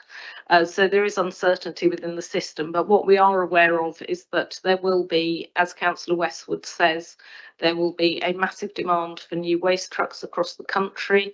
A lot of authorities will also be looking for zero carbon waste trucks. So that will also be a complicating factor. The trucks you use for food are not the same as our usual waste trucks. So as you say, there is complexity. But we are doing a lot of this work now to plan for this. We know we've got space at the depot, for example, for the extra lorries, because we've already done that work. We're working closely with BIFA, who are being very constructive and helpful as far as this work stream goes. So it will be a challenge, and of course we will have to redo our waste rounds, for example. Now this is actually an opportunity to rebalance and make some of the work better, but again we will need to have to do quite a lot of work to work out, you know, how much will be collected in particular rounds. So for example, with garden waste, we know particular areas produce much more garden waste than others. We may find with food waste that it works slightly differently, where areas where lots of people have compost heaps, they may well not produce as much food waste as others who don't have a garden at all. So there is a lot to work through, but this is why that we set this up. We've got a project management and we have somebody who's an expert in this field working with us to make sure that we're going through all the right steps.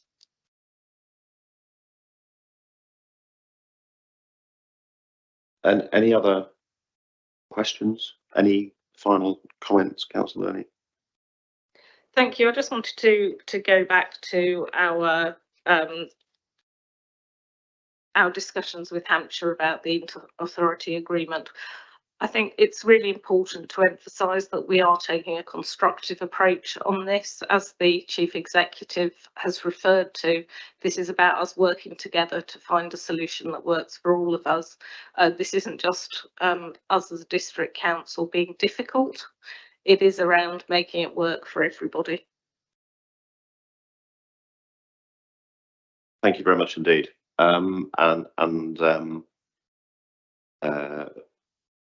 Thank you, Mr. Williams, Mr. Hickman, for coming along and talking through where we are. I think what's in front of us is a good proposal. I think it's the right thing to be doing. I appreciate the comments from colleagues about how we can improve the work with residents and taking a residents first approach. I think will be how we get through this. I'm glad that Councillor Learning has confirmed this point about the need for a system that works for all partners, and it was useful as well to summarise the need for this detailed and phased approach to implementation, getting the bins right, timing right, the comms right, the logistics right, and then the careful change management that makes that experience as good as it can be for residents and takes us on a journey to improving our recycling even further. So the recommendations in front of us on page 96 are to note our improved recycling performance, to note that we are going to have to change our collections to reflect national and regional requirements, to approve undertaking a consultation to help inform that new waste strategy, understanding people's needs and the wider concerns they have, to draft a contract variation and a mobilisation plan with our waste collection contractor about moving to HVO as an initial solution to reduce carbon emissions, and to note the current offer from Hampshire County Council of an inter-authority agreement, and more importantly, our intention to work constructively with Hampshire County Council and the other districts to achieve a mutually affordable and sustainable solution to respond to ideally by October 2023. Cabinet, are you agreed? Agreed. Thank you very much indeed, Councillor Lurney. Thank you, Mr. Williams. Thank you, Mr. Hickman. And please thank everybody involved for all the work that has been done on this so far. The next item that we will do is the public open space at Kings Barton. Councillor Becker, would you like to introduce the paper? With pleasure, just let Mr. Lincoln come up to the table. So this paper relates to the management of the public open space at the Kings Barton development. The first tranche of that public open space is now ready for transfer, so we need to establish the management and maintenance arrangements for it. The open space areas, they are largely located within the area of what is Hedburn Worthy Parish Council. There are some small areas located within St Barnabas Ward within Winchester Town, and the paper deals with both sets of areas. The paper recommends that the areas that fall within the Hedburn Worthy Parish Council area are transferred by Carla Holmes, the developer of Kings Barton, to Hedburn Worthy Parish Council. The appropriate proportion of the commuted sum of money to meet the maintenance and management costs will also be transferred. For those spaces that fall within St Barnabas Ward, those areas will be transferred by Carla Holmes to Winchester City Council. Again, the appropriate proportion of the commuted sum will be transferred to meet the future maintenance and management costs, and will be allocated to the town account, so they will fall to Winchester Town Forum. However, management and maintenance shall be carried out on behalf of the City Council by the Parish Council, so all of the open spaces within Kings Barton are maintained by one body rather than two separate bodies. The arrangements are considered to be appropriate, as it's common practice within our district for parish councils to own and manage the open spaces that fall within their area. It ensures that local people, quite rightly, have influence over and management of the open spaces that they use and they care for. And by ensuring this joined up approach with Hedburn Worthy Parish Council, it ensures that residents of Kings Barton, both current residents and future residents, have the right level of control and influence. The paper, of course, sets out the amounts of money proposed to be transferred and the risks and the mitigations associated with the transfers. These, together with the proposals in general, have been discussed with the Hedburn Worthy Parish Council and with the town forum. So this shouldn't be a surprise to anybody. There have been, Mr. Lincoln is nodding, there have been a lot of discussions in this regard. It is important to note that the long-term governance of the Kings Barton area has not yet been formally decided and is unlikely to be resolved before 2025 or 2026, with a community governance review needing to be undertaken. So, and that review may lead to a change in the formal responsibility for the Kings Barton area, but it is considered appropriate now to formalise arrangements for the open space maintenance before then. And as I said, Mr. Lincoln and I think Mrs. Adey are here to answer questions that anyone may have on the paper. Thank you very much indeed, Councillor Becker. Councillor Mel Iredale is here from Hedburn Worthy Parish Council. So if you'd like to come forward and make your deputation on the topic, that would be great and much appreciated.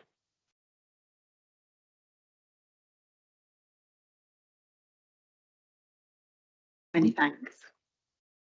So I speak on behalf of Hedburn Worthy Parish Council with regards to the Kings Barton open spaces.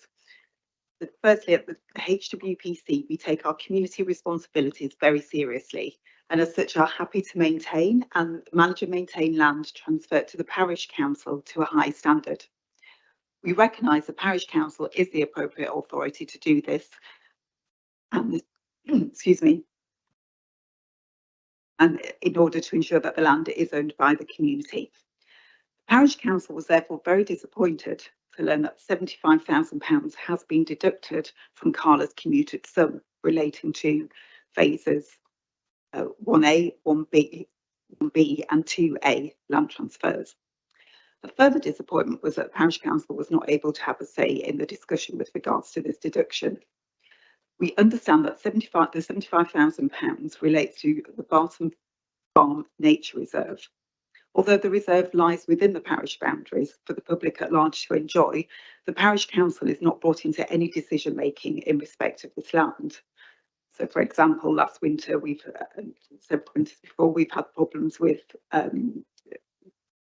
wet and muddy footpaths that could potentially be dangerous, and we are unable to render them safe. So it's just one example. As the purpose of the commuted sum is for the management and maintenance of land transferred to HWPC, the net effect of this significant reduction will be an increase in the precept funded via residents' council tax, and this does not sit easy with the parish council. My second point is with regards to two pieces of land at the entrance of the southern section of Kings Barton. One lies between Stony Lane, Winchester Avenue and Andover Road. It's a Stony Meadows area. It includes a flood basin with drainage, and the other is a strip of land on the opposite side of Winchester Avenue to the former. These areas border the parish, and as such it has been agreed, as pointed out, that HWC will manage and maintain them. They are of an horticultural design and will therefore be very labour intensive and expensive to maintain. It's therefore the concern of the parish council that the commuted sum in respect of these will soon be depleted due to the maintenance costs, and precept will therefore unduly rise. This is an example of how the reduction of the commuted sum has an effect on our residents. Thank you. Thank you very much indeed. Councillor Becker, would you like to respond to the points raised? Thank you for coming along. I'm sorry to hear about the disappointment and the reduction in the amounts. I wonder if Mrs. AD is able, or Mr. Lincoln, who was responsible for those negotiations, could shed some light on. Yeah, thank you, Chair. Thank you, Councillor Becker. Yeah, we have been aware of the concerns of the parish council with regard to that. It's been part of the conversation that we've had over a number of months with them. As the paper sets out, the commuted sum figures weren't set out specifically in the section 106, so there was a sort of detailed negotiation with Carla around the whole package of commuted sum figures across all phases across the life of the development. So it was known. It was an agreement that was made between the council and Carla some years ago now. So it's been an agreement that's been in place for some time. So it did form part of the package that led us to the final sort of negotiated figure. So the parish council, I understand Councillor Ardell and the parish council were disappointed with that, and they did make that known to us. Having said that, we set out our position that really was, given the size and scale of the commuted sum figure of somewhere sort of north of £2.5 million, and considering other options that there were available or not available in terms of where that funding might come from, it seemed like the only sensible and rational approach that could be taken. So like I say, it was factored into the whole negotiation figure and the total package of contributions, and I believe the parish council did sort of consider that as part of the overall package that they considered and did approve at an extraordinary general meeting. I believe last month, may have been the month before. So like I say, we knew and understood that it wasn't their preferred outcome, but we're under the understanding that the parish council had accepted that as an acceptable outcome, an acceptable solution that could be reached with Carla to ensure that the land ends up in the right place. Like Councillor Idle said, that we all agree and recognise that the parish council is the right place for this land to sit and that responsibility to rest.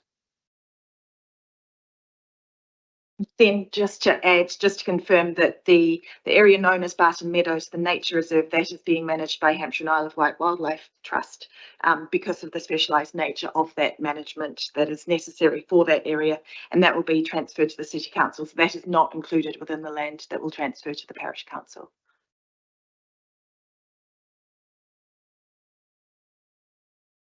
Thank you. And there was, what's the story with this other piece of land that was touched upon and the associated maintenance costs? Sorry, Mrs. AD. That's the piece you just referred to. That's the piece I just referred to. No, I think Councillor Todd's referring to the pieces on Andover Road at the entrance. Yeah.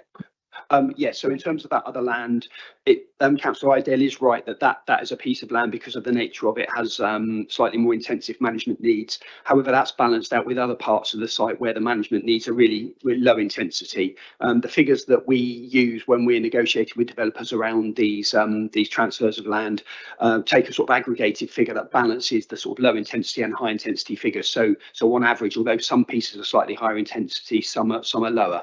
So effectively what that means is that the overall commuted sum that comes across is relevant for all types of land across the whole development. So the figures that will be transferred across the whole development will balance out and effectively should be appropriate and sufficient to maintain land across the development for the period of its life. Thank you. Are there any other questions that people have or comments? Councillor Porter, so that's not a question you want to debate. Go on. That I really welcome Hebborn Worthy's assertive stance on this, because it's not an easy thing for a parish that 5 years ago didn't even have any open space at all to take on such a big challenge. And I'm hoping that we can make sure, I'm a ward councillor there, we can make sure that they're supported all along the way, because it takes them from being a council that's a small council to a medium-sized council with all of the other responsibilities that takes on. So it's really good to hear that Hebborn Worthy have taken the bull by the horns and are going for this. But it also means they get the say, and that's what the parish council were really keen to see, and which the city council were keen to see, and city councillors were keen to see, so that people that live there actually have the say. And it's not just set up by a management company, which was the danger as the alternative. So I just want to give credit to Hebborn Worthy Parish Council, credit as well to Steve and his team, who did some really tough negotiations, and the parish council and the city council went back to him quite a lot of times and said, not good enough, Steve, sorry, try again. And he went back and got a better deal. So thank you very much indeed, because the deal was done a long time ago, and so I really do appreciate that. And it was such a pleasure that not luckily this weekend, but the weekend before, they had a little fete. It wasn't on ideal access ground, was it? It was a bit lumpy because it's in the Stony Meadows, but it does show that community is beginning to develop, and this is the right time to be handing over land. So I just wanted to say that it's a very positive story, and it's really good that the parish council have taken this big step. Thank you. And just to offer some reassurance on taking on such a big task, that because of the incremental nature in which the land will be transferred, you start off with smaller pieces and you get more and more. And I think Steve's team has very kindly offered support and knowledge sharing to facilitate that for the parish council as well. Any other questions or comments? Just for clarification, when we're talking about an agreement in 2014, this was a planning agreement. Effectively, we're talking about a decision of the planning committee. I know there was a big reserve matters type section 106 decision, just so that we're clear as to what status the decision has and whether we're able to do anything about it. That's correct, Chair, yes. Yep. Yes, so it was a 106 agreement.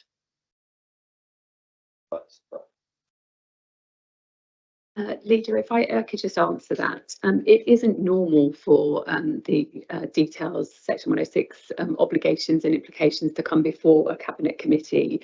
It is solely and only because of this negotiation factor.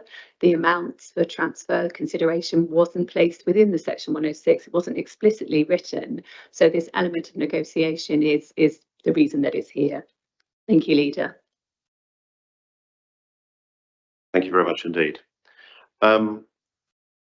So, colleagues, we have quite a complicated set of recommendations in front of us, essentially saying that the open space in Kingsbarton inside the boundary of Hebborn Worthy Parish should go to Hebborn Worthy Parish.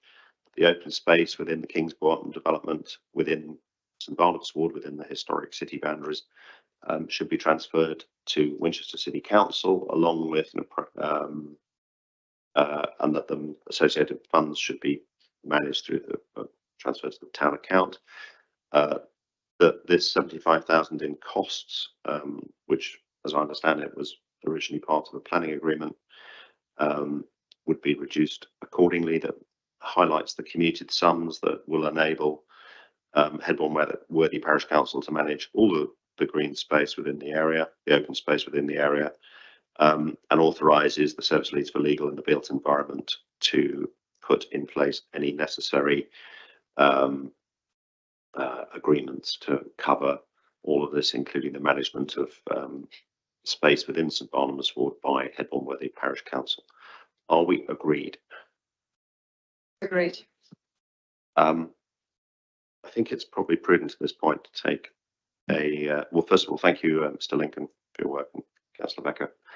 And thank you, Councillor. Yeah, a very big thank you to Steve for all his work on this over many years. I think it's been. Thank you. And thank you again to Headbourne-Worthy Parish Council. Thank you very much indeed. We've been going quite a while, so I would suggest we take a 5-minute break and get back here at 22, so people can be quick.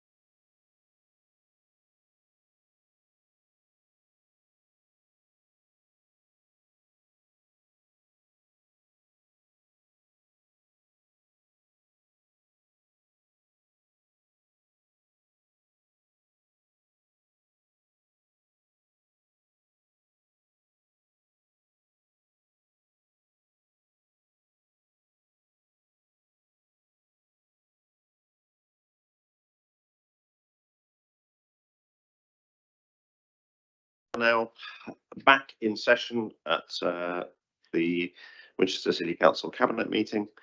The next paper in front of us is the Strategic Housing and Employment Land Availability Assessment Report, the so-called SHELAR. Councillor Porter, would you like to introduce the paper? Thank you, I will. And then I'll defer to my council officers, Adrian Fox and Bethany Stokes, who have done such a lot of work on this. And thank you to them and their team, and to Ezek Lodo as well. The SHELAR is the paper which gives us a strategic land availability assessment, and that was set up in many years ago, and in 2021 we wrote one and published one, and we published another one in 2023 because more sites have come forward and some sites have been taken off and some sites have changed their borders, and so this includes 16 new sites, and they are clearly marked in red on a sheet on page 169. It is exactly that. We often shorten it to the word SHELAR, but it is a land availability assessment, not a land allocation assessment. And I want to make that really clear. It's land that developers and owners have said, we would put this forward for development if it suited your local plan, and it has to suit the local plan. And I just, first of all, ask especially that councillors of all political parties continue to clarify this to parishes and to town council members and to the public, because it does tend to set the hairs running, and it needn't. It is a factual document. So some sites have come forward that are new, and there are sites right across the whole district. And so the SHELAR, as I said, defines the sites that are available. It doesn't allocate the sites for development. It is really encouraging, actually, that quite a lot of the new sites have come forward for employment, in fact, the majority of them. And table 11 on page 169 shows those additions. And can I also point out that the South Dales National Park has their own SHELAR, and they submitted that. They haven't done one for a couple of years, but they certainly run their own list as well, as does every other local authority.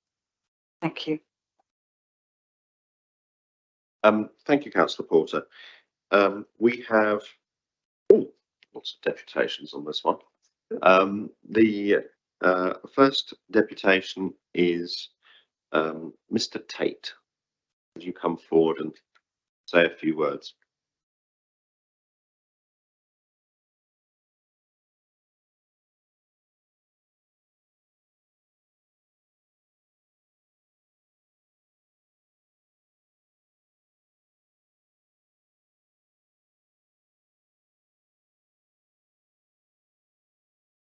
Thank you, Chair, for the opportunity to address the committee. At last week's Cabinet Committee Housing, I inquired whether the council was in discussions with the party promoting the land at Pitt Vale about a potential development of affordable, possibly council-owned homes. I was advised that there were no talks taking place.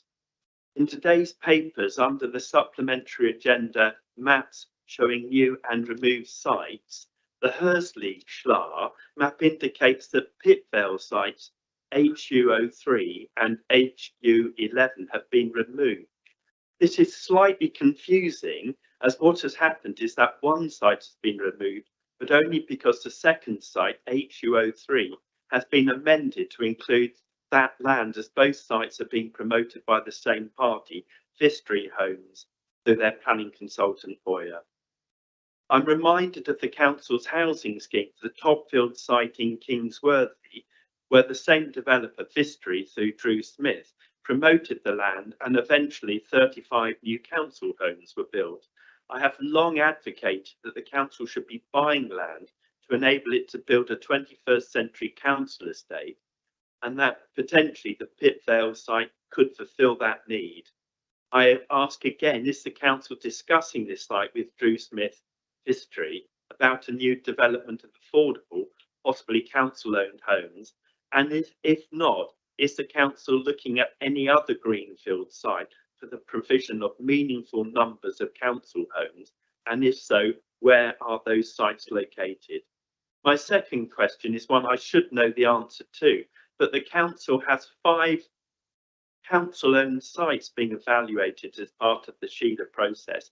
I should know where those sites are, but it would be really helpful if those sites could be identified, and if not now, at a later stage, or possibly to be directed to where I could find that information, as it would, I would certainly be interested to know whether any of those sites are able to deliver meaningful numbers of affordable homes.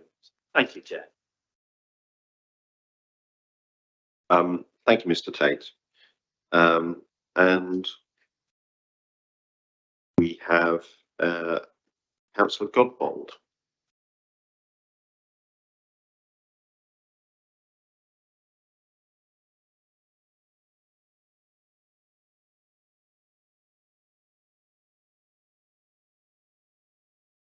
Good morning, Cabinet.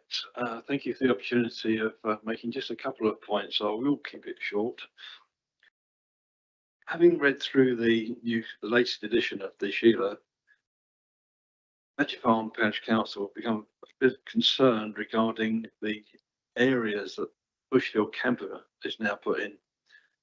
Bushfield itself is actually in Shawford and Compton and Shawford Parish, but yet in the Sheila is shown as a city area. This is not the case. It is definitely a parish council area. Similarly, the area of Bushfield itself is now known as Win 32, as opposed to its previous number.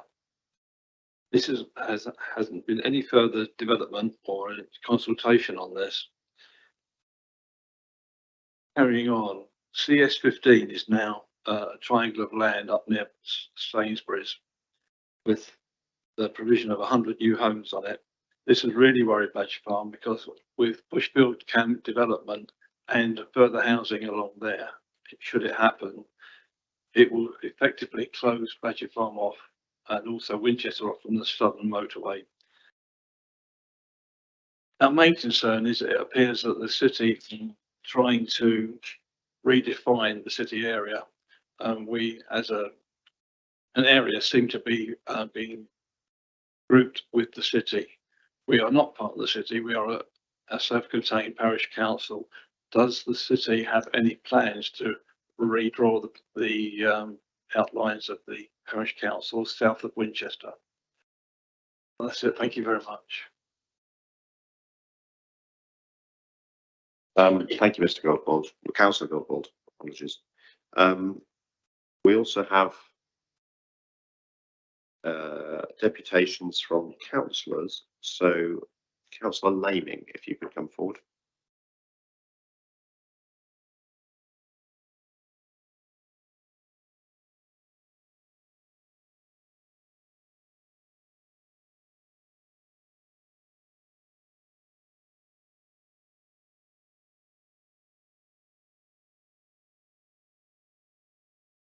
Thank you, Chair, and thank you for the opportunity to speak. I take what Councillor Porter says to heart because I believe that we need to make sure that everybody understands what's going on, both on our side of the table as well as the Cabinet. So today I'm speaking as Ward Councillor and Chair of the Badger Farm and Oliver's Battery Centre and Residents Association. Whilst it is acknowledged that Bushfield Win 32 is in the emerging local plan as a designated site for employment, the need for it to be questioned as the plans for its sympathetic development. What is needed to be taken into account in any development is the cherished landscape and infrastructure. We're told that it is allocated for development in the current plan and must be moved to the new plan, which we accept. However, the criteria for any new site must be applied to it. And in our minds, it fails in respect of 15.511 SSI, and we think that should be red. In the case of the sink, on 512, that should be amber. Landscape should be 14, should be red to amber. Highways, definitely a red.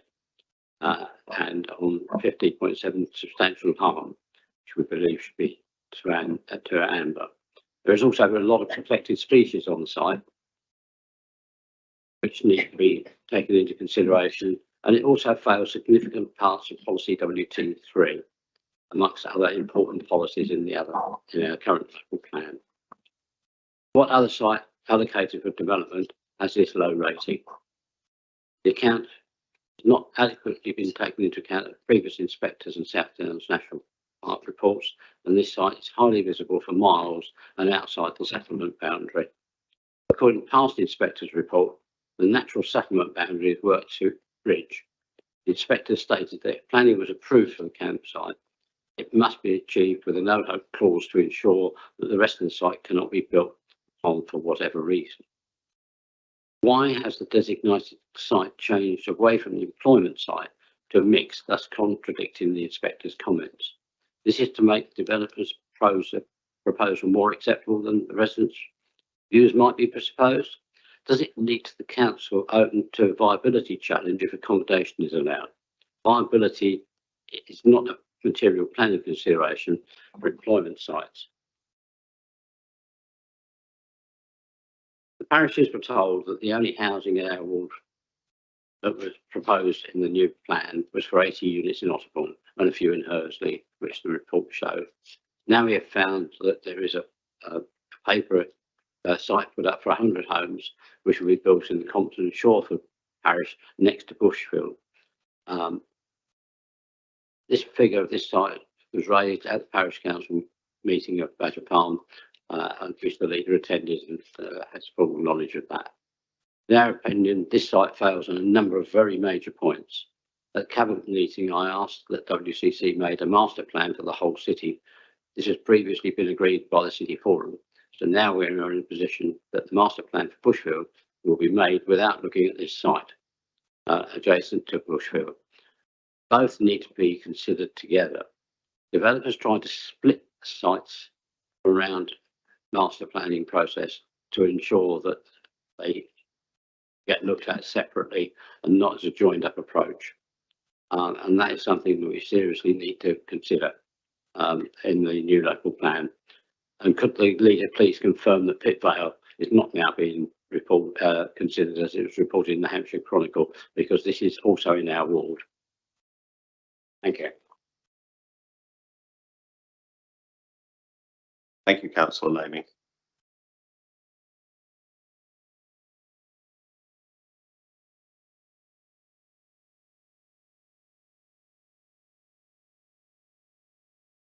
Councillor Horrell.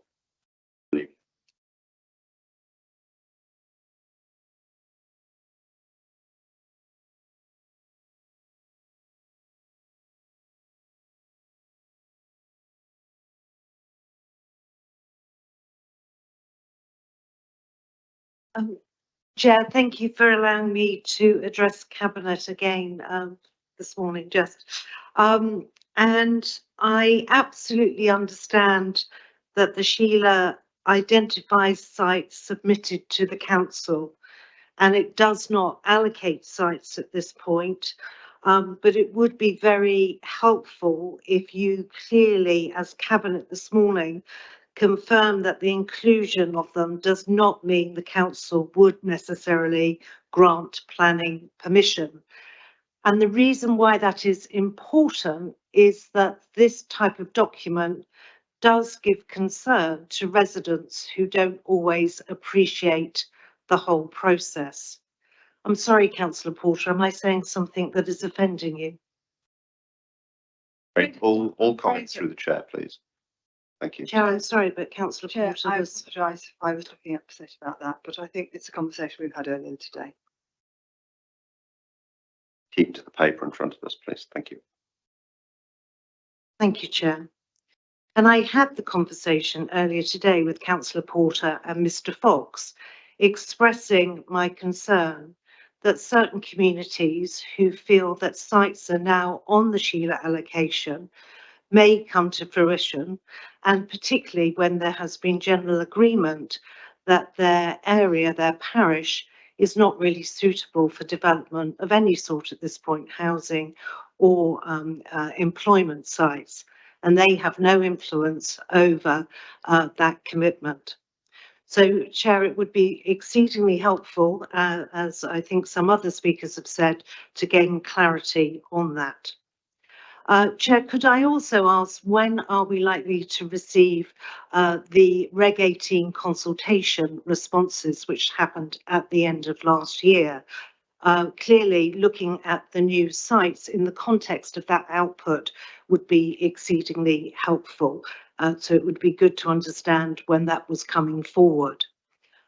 Also, as mentioned by others this morning, I noticed that there have been some redefinition of boundaries on the Sheila maps. I don't know whether that's just a misunderstanding of the maps and our reading of them, or has there been a change in strategy on this second iteration of the Sheila?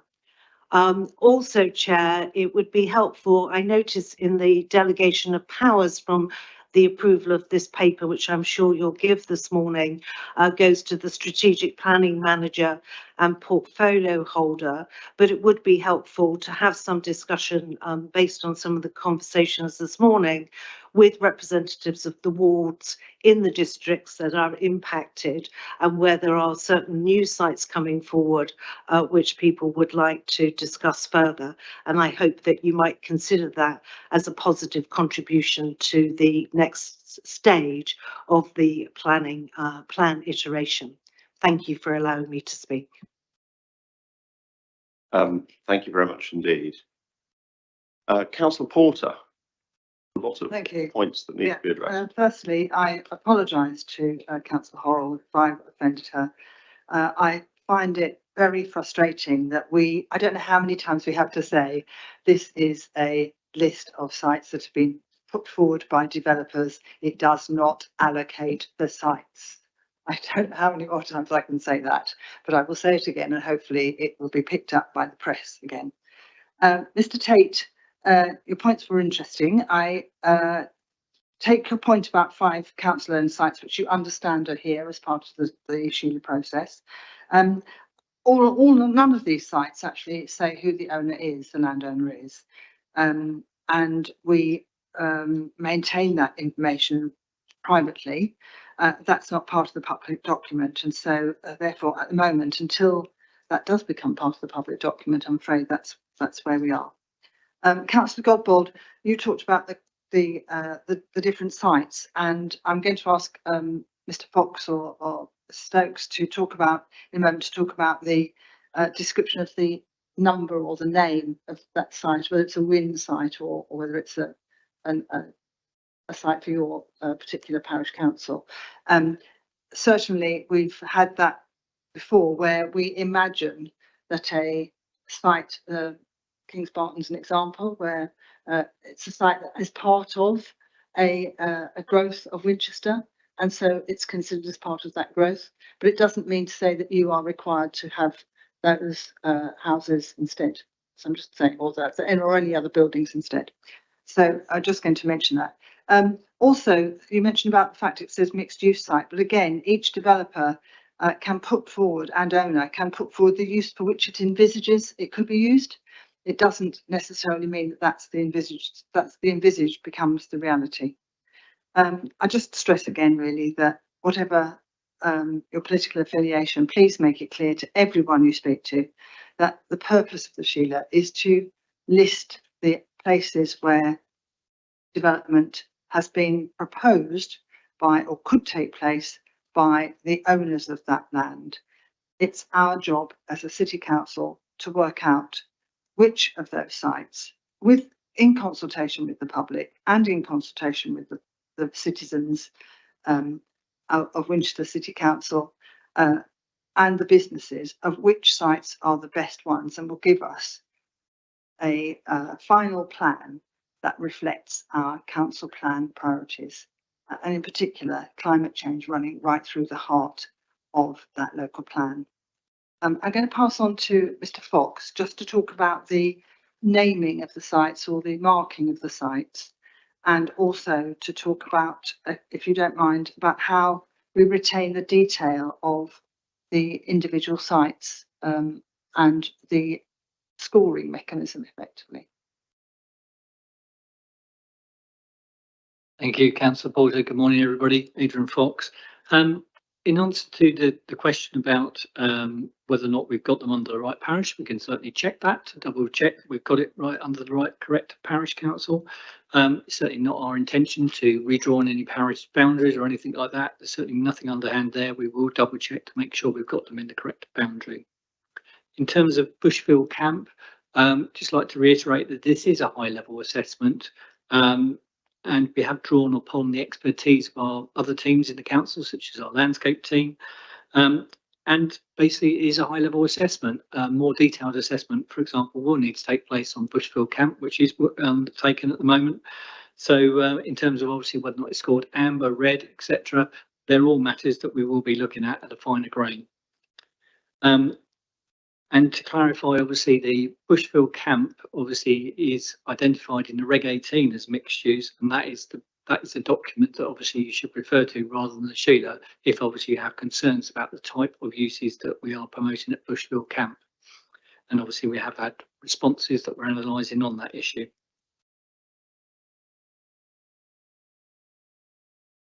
I think that's where I'll stop, but happy to take any more questions. Okay. Just a few clarifications, I think, from what we heard. The point about CS15, which is the Bushfield site, I think it's listed 8 times in the document as part of Compton and Shawford, and only once where it's shown as part of Winchester Town, even though it's in the Compton and Shawford section of the document.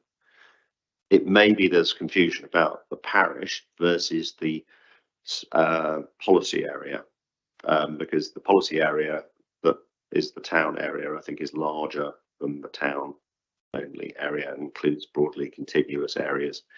I think that does need to be corrected, and we'll just make a note of that in the recommendations at the end, that CS15 should be shown consistent with all the other ones as part of Compton and Shawford.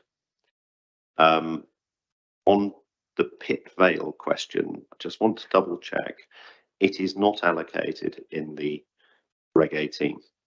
So from our point of view, the Reg 18 is the document that says at any point in time, Reg 19 after that, whether something is allocated or not. It's not the Sheila that has been made, and the Pit Vale is not allocated. Correct understanding. Good. And the question of the Winchester City Council owned sites being listed, provided as a list, I'm sure that's not a problem for us to do. That is us as landowner rather than us as planning authority. So it will not be coming from Mr. Fox's team. It will be coming from us, from presumably Mrs. Ady's team or Mr. Hendy's team. One of you, Mr. Hendy, will produce that list and will make it available to people so that have transparency of what we are doing as a landowner on this. There was a point that I'd just like a bit more clarity on, which related to a point that Councillor Lamy, the process for that. Councillor Porter. Yeah, I was just going to actually mention that, of course, the sites that were there on the 2021 Sheila went out on the Reg 18, but these will not. And I'd just like to ask Mr. Fox if you'd like to clarify how these go through the same process that reverse went to. Just quickly address the point of how individual sites are scored, because this was a point that was raised by Councillor Laming. So if a parish councillor, member of the public, looks at a scoring and goes, I don't understand this, I don't think they properly reflected certain factors, how does that process work? Just to clarify, we're not obviously consulting on the Sheila. It is a document, but obviously if a parish council's got concerns about the way we scored it, they can certainly email us, and obviously we can have a look at it. But obviously we have drawn on the expertise of other teams within the council, and obviously, like I say, just reiterate, it is only a high level assessment. It can't be a detailed assessment due to the sheer volume of sites that we've got in the Sheila. That's just basically too big an ask to go basically down to that finer grain. Thank you. And there was also a question about Well, there's two questions, and I think this ties to the point that Councillor Porter will start to address, which is what is the process for taking particularly any new sites that have emerged and evaluating them versus the Reg 18, or what is the interaction between the SHELAR and the Reg 18 or Reg 19? So was that one you wanted to answer, Councillor Porter, or one you wanted to ask? I think we need a technical response. I think a technical response. So, Mr. Fox. Thank you. Well, at the moment we've made no decisions internally about obviously which sites obviously are going to be rolled forward to the Reg 19 plan, because we're still finishing analysing the comments. If obviously we do need extra sites, and then obviously a discussion will need to take place about obviously which sites obviously are including the Reg 19 process. We've not at that stage yet, and obviously the key thing is making sure that the sites we've got in the Reg 18 local plan are deliverable, which is why we're contacting all those site promoters to ask them information. If something comes back and it's a complete red flag, we may need to rethink obviously some sites, but we're not at that stage yet. But obviously, like I say, it all depends on obviously the next steps, which we will take, but obviously we're just not there yet. And if I understand correctly, any next step in terms of the Reg 18 process will go through fairly full council decision making, member briefing, consultation, engagement in terms of what is happening, and the Cabinet Local Plan Committee in terms of looking at each of the sites that remain or come out of the Reg 18 accordingly. Is that correct? That is correct. So that's ward members' primary opportunity to get involved through that process. Are there any other questions from colleagues? I've got another one, which is just for clarity. Are there any sites which were in the Reg 18 that have been withdrawn from SHELAR? Not aware that there's any sites in the Reg which were allocated for development in the Reg 18 that have now been withdrawn. So we are contacting all site owners and asking them to complete a site pro forma about obviously if there's any constraints or any restrictions on their site, and obviously how they're dealing with such as things as infrastructure, nutrients and things like that. But that work's ongoing. But I'm not aware as of this present moment that any sites have been withdrawn. Okay, so thank you. That's very helpful clarification. So we've not seen them drop out because of the SHELAR process, but we, as part of our due diligence on the Reg 18, we are going through in detail. Any other questions or comments? Well, can I thank all involved for their work on this? I think it's been a useful clarification. I will join with the choir that says this is not a decision to give planning permission. There is nothing in here that says that anything is going to get built upon. There is a separate process and a separate document for allocations called the Reg 18, the local plan. That is where those decisions are made. So the fact that something has been added means nothing in terms of the risk of development, because this is not the process that will decide whether something gets built upon.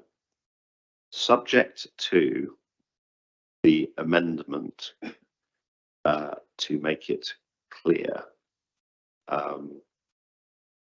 well, we have two recommendations. So we're approving the 2023 SHELAR at Appendix 1 to be published as part of the evidence base. We're delegating authority to the strategic planning manager in consultation with the cabinet member for place and local plan to make any necessary edits and minor alterations prior to the publication of the SHELAR. And I would add a third recommendation, which could be covered within the second one, which is we will make it clear throughout the document that CS15, the Bushfield campsite, is located within the Compton and Shawford parish.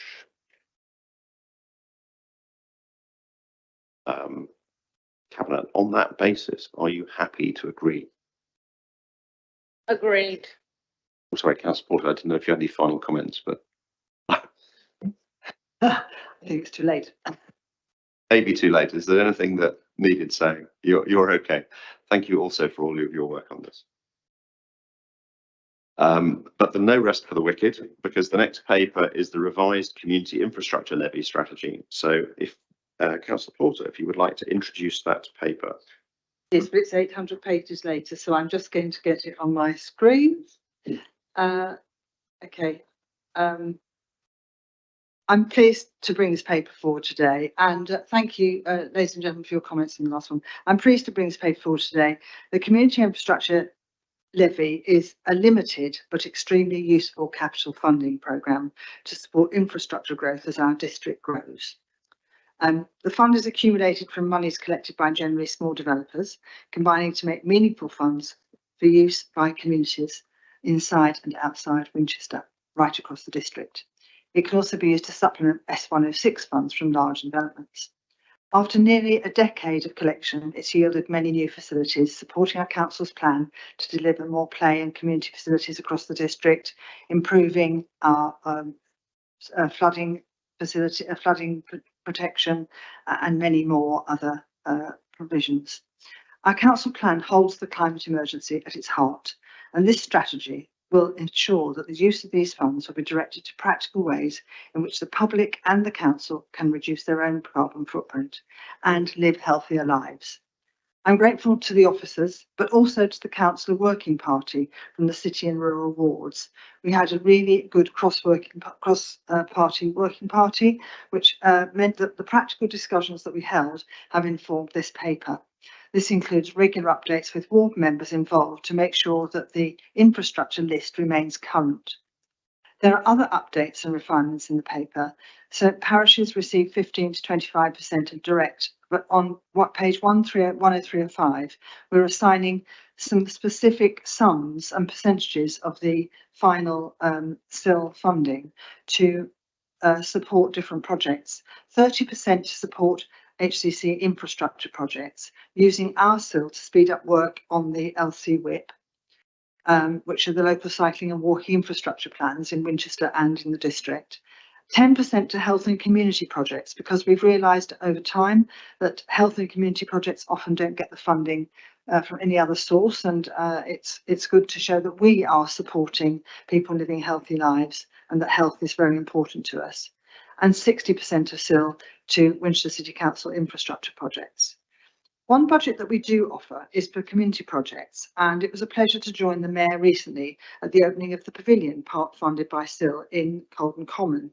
These project bits are usually being invited earlier in the council year to enable decisions to be made before the pre-election period, because it delays it a little bit too far in the year, and we're hoping that this will mean that a more efficient process will take place.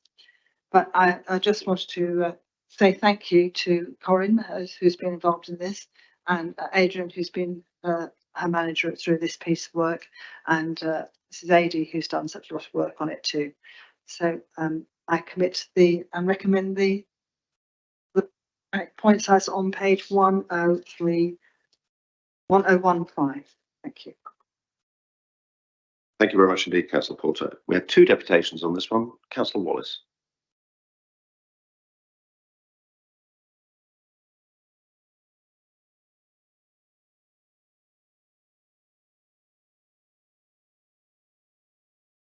Thank you. I have three questions on this. Firstly, please can you confirm that Winchester Council is allowed to use funds for health and education facilities? Nearer to the mic. Oh, sorry. I can hear it nice and loud in here. Okay. Right. Firstly, please can you confirm that Winchester Council is allowed to use funds for health and education facilities? Whilst these areas would undoubtedly benefit from more funding, in the October 22 council meeting, the leader himself advised that healthcare is outside of Winchester Council's area of responsibility. If it's outside Winchester's area of responsibility, should the council be allocating SIL funding to these areas? Secondly, the council has identified that the purpose of the review is to ensure that SIL funding more closely aligns with the council plan priorities, and section 1.2 lists 4 ways this is achieved. Obviously, therefore, it's critical that the scoring criteria align with these priorities. So the question is, how have these criteria been pressure tested to ensure that we are achieving the priorities, and what opportunity is there to update or refresh the criteria as real world issues arise? We never get it perfect first time. Finally, SIL funding is a key contributor to improving infrastructure across the district. As you're aware, to date, some parts of the district, particularly Winchester City and Alresford, have benefited disproportionately from the SIL scheme, whereas other areas of the district, in particular the southern wards, have lost out on millions of pounds of funding that has been collected in their area. Only 1 out of the 12 proposed scoring criteria takes account of where development has occurred. Is the Cabinet confident that these revised criteria are sufficient to rebalance the SIL distribution so that more funding is allocated to areas of the district where development has occurred and that need additional infrastructure to support that growth? Thank you. Thank you very much indeed. And Councillor Brooke.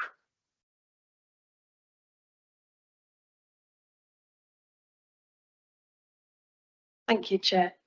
Thank you for the opportunity to speak on this today. As always, I'm very pleased that the report has come forward today. Every time we mention SIL in various council meetings, it highlights the importance and to the community and increases the chances of getting interesting and viable projects come forward. So I'd like to thank the portfolio holder for the really useful discussion earlier on in the year that was indeed cross-party and has been mentioned in the report. It was very useful. Some really interesting points came out of it. I'm very pleased to see that the SIL application criteria has been slightly amended and reworded, and I think it is adds more clarity to that process. I'm disappointed though the report makes reference to there were mixed views from the panel on ring fencing, and yet 90% of the funds are being ring fenced for council projects. I raised in that discussion, and I'll raise again today, that the SIL income will continue to come into us and that there are local projects that could well be done and finished long before projects that we're ring fencing for, such as Central Winchester, even come to the table. So I think ring fencing 90% is a dangerous thing. There were also discussions at the cross-party meeting about bringing forward larger projects from the community, perhaps cross parishes.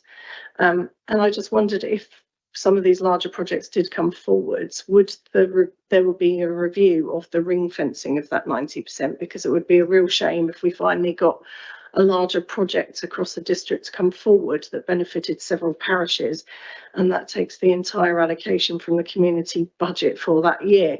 So I just wondered how that would work in practice, and if there will be a review of that if such projects did come forward. I am pleased to see that the inclusion of all the spending across the district, and again it's well thought out and there have been some real benefits right across the whole of Winchester and not just for the city. So again, I'm really pleased to see that. I was slightly put out to seeing that items that have been ignored and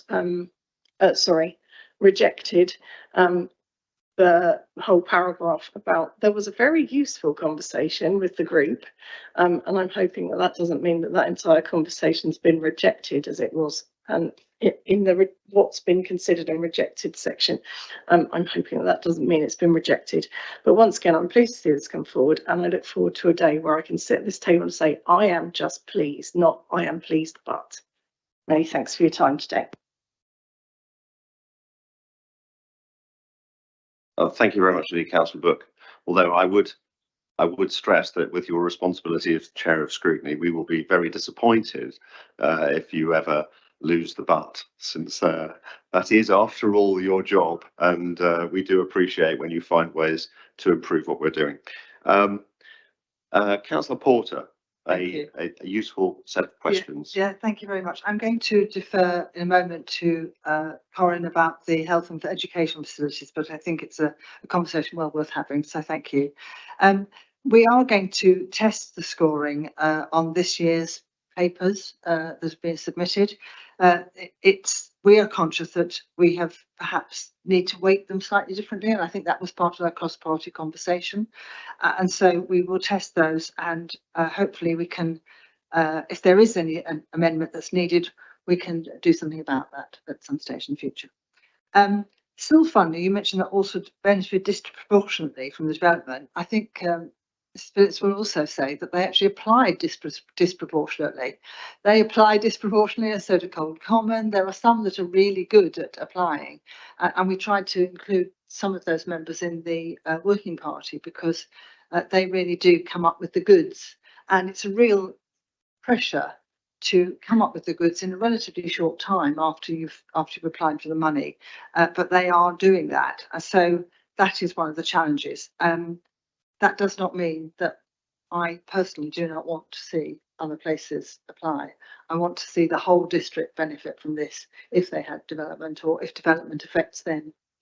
Councillor Brooke, I appreciate your good humoured approach of this, and certainly the mixed views on ring fencing was because we didn't come to a specific response at the end, but I do agree that if we want to see larger projects across parishes, we may have to do some review of this process. But one of the things that we did all agree at the meeting was, and I hope I reflected earlier, was that there would be a regular review of the infrastructure list, which sits there at the moment, that is so old and so useless, really, because it's so old. It's got 200 million on for M3 Junction 9, for instance. Well, that's not likely in our income. But it would be a great opportunity for parishes and ward councillors to be involved in that conversation on a regular basis. And I think that would be much more meaningful to ward councillors, and also give you, as a ward councillor, be able to coordinate your parishes or your neighbouring wards as well. So I'm really hoping it's going to be empowering for ward councillors to do this rather than taking it away from your power. Adrian, would you like, or Corin, would you like to just talk about the health and education facility aspect of this? The fundamental purpose of SIL is to support development, and obviously if that requires us to support health facilities and education, then obviously SIL can be used for that. And that leads in quite nicely to the point that we really spend SIL where there has been significant development that can have an impact on that community. So for instance, a lot of the community schemes have happened in Coldham Common, Bishop's Waltham, Wickham, Shedfield, because that's where we've had large development. And so really that's why in some other rural areas where they haven't had SIL allocated, it's because they haven't had any development that would justify us saying, well, we can spend SIL there because the community's been impacted by development. If you've had no development or there's no development nearby, we really can't justify spending SIL money where there hasn't been any development, because it's the fundamental purpose of SIL is to support development.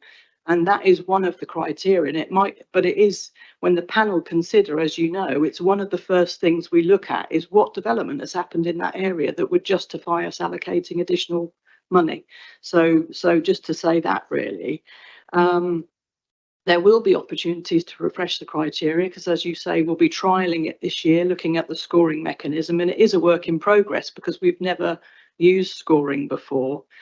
So I'm sure there will be changes made, and as we go through this process following on from this report, I'm sure we will come back and involve ward members more, because up to now we've not had an opportunity to refresh what we've been doing. So it's fundamental that we carry on this work that this report really has started the ball rolling on. Okay. Thank you very much indeed. I have a question for the monitoring officer, the chief executive, which is, presumably we have structures within the council to review how we're performing and doing in particular areas. Would that be the scrutiny committee or one of the policy committees in this case? Yes, we do. Excuse me. Yes, we do. We have ways of checking our performance and going through our policy, but it is certainly one of the areas that we look to review. So yes, we do. So if a certain chair of scrutiny wished to put it onto their forward plan, that would be an option for them to consider, obviously, in discussion with Councillor Porter. Yes, they could. Yes, in discussion with Councillor Porter. Certainly, yes. Sorry for dumping you in it, Councillor. It's okay. We welcome that. because Are there any other questions from colleagues in terms of the paper we have in front of us?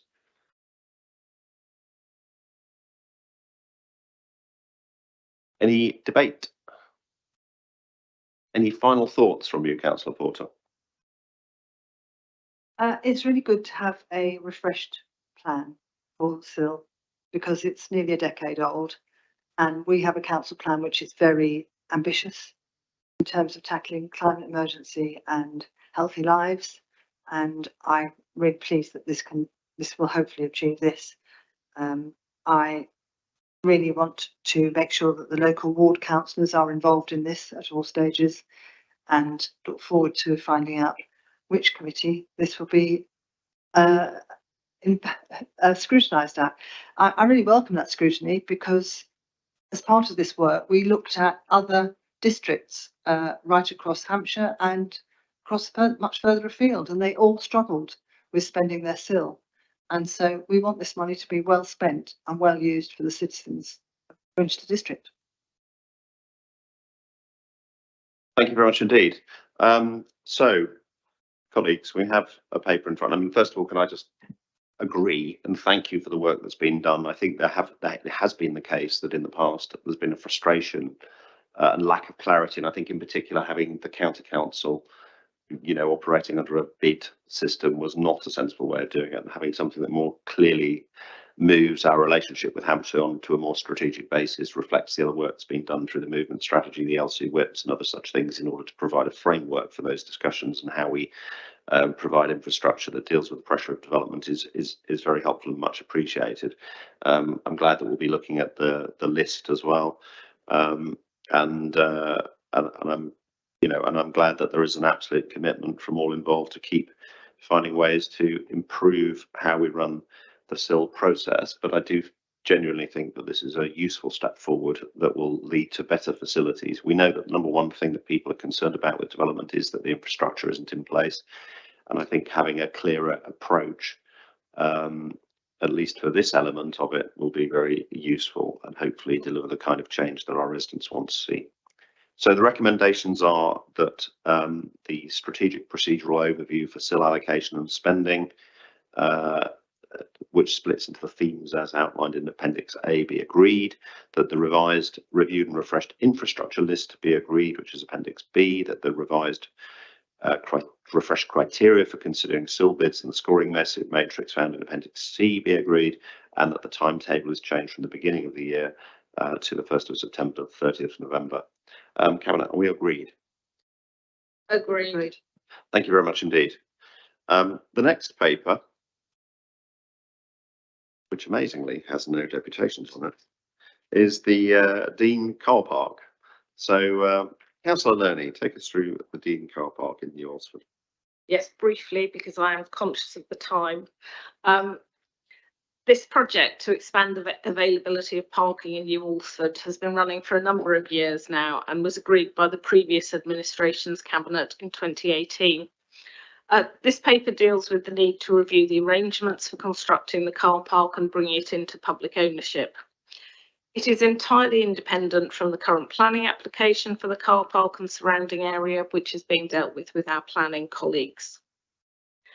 It has emerged that it's more cost effective for the developer to build the car park rather than the City Council. Although this requires an increase in the budget, this is relatively small at a time when we have seen construction costs soar. It's therefore proposed that we purchase the complete car park built to the Council's specifications. Thank you very much, Councillor Lerney. We have no deputations. Cabinet, do you have any questions on this paper?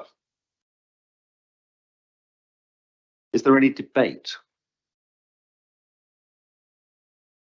Councillor Lerney, would you like any final thoughts in response to what you've just heard? I appreciate the obviously total support from my colleagues.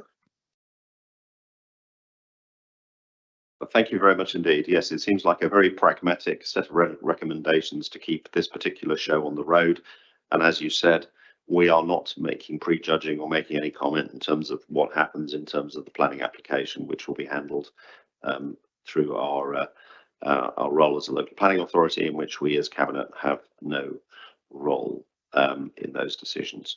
So we have 3 recommendations, Cabinet, to enter into contract to purchase a completed car park in the Dean, to agree additional budget of up to 60,000 for stamp duty and for payment machines and signage, and to delegate to the corporate head of asset management to finalise and enter into the contract with the developer or landowner for the purchase of the land and the new car park.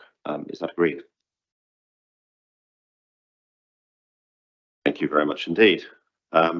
We now move on to Q4 performance monitoring.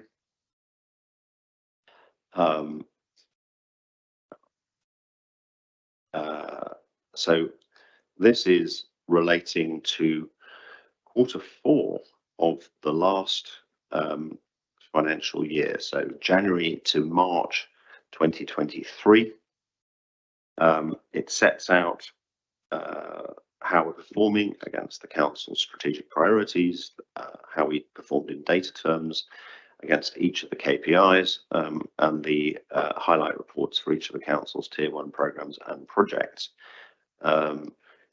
And we also have action notes from the performance panel that took part on the 22nd of May, and presumably which went to the scrutiny committee, and I don't believe there were any extra. Matt, there were. Oh, right.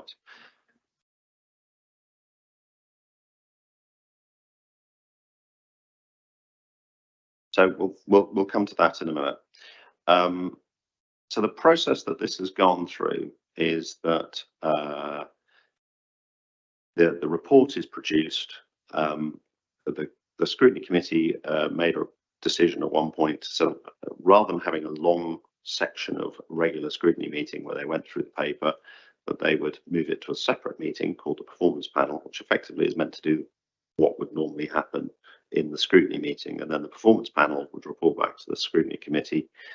Both committees have effectively, as long as they want, to talk about this particular report, and we get the output of those discussions brought to us here at Cabinet for final noting of the report and approval.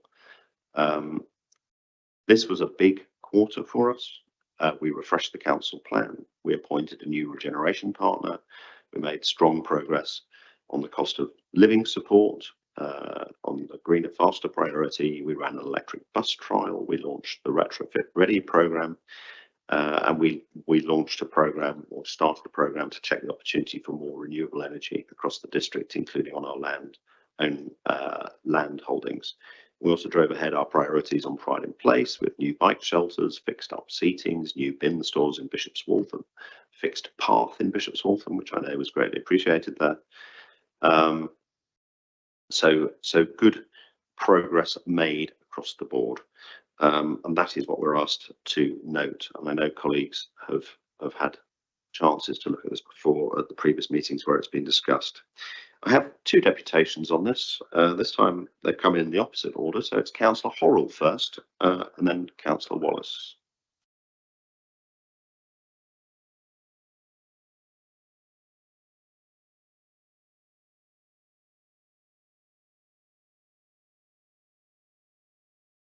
Chair, thank you for allowing me to address Cabinet.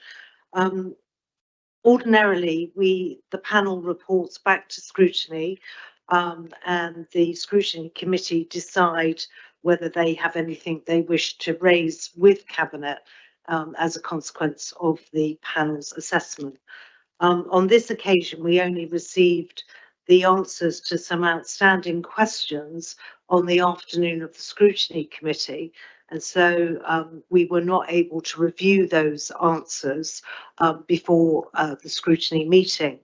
There was some discussion with the strategic director on the evening who was in attendance, and it was recommended that there were a number of outstanding questions that had not been able to be answered at the May 22 meeting when the panel met, because there were the officers weren't available at that time, and the other officers in the room weren't able to provide some of that detail.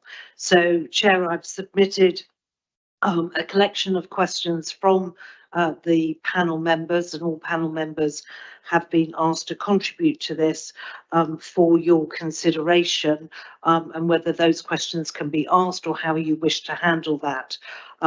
It's hoped in the future that this step won't be necessary because we'll have a slightly tighter process to ensure the panel does the legwork for the scrutiny panel, and that the full information goes back to scrutiny. That whole committee can look at it in detail and then bring any recommendations to you as Cabinet, which has happened in the past. So, Chair, how would you like me to go about this? I noticed that one of the things we've asked about was emailed to all of us last night, but obviously there's a lot of detail here at the end of a very long meeting, and I'm not sure what your intent is. I believe you were made aware of the questions that were raised. We're happy for me to comment on them today. So the fundamental approach that we need to take, and I note the scrutiny committee's point about questions. I think the fundamental point is that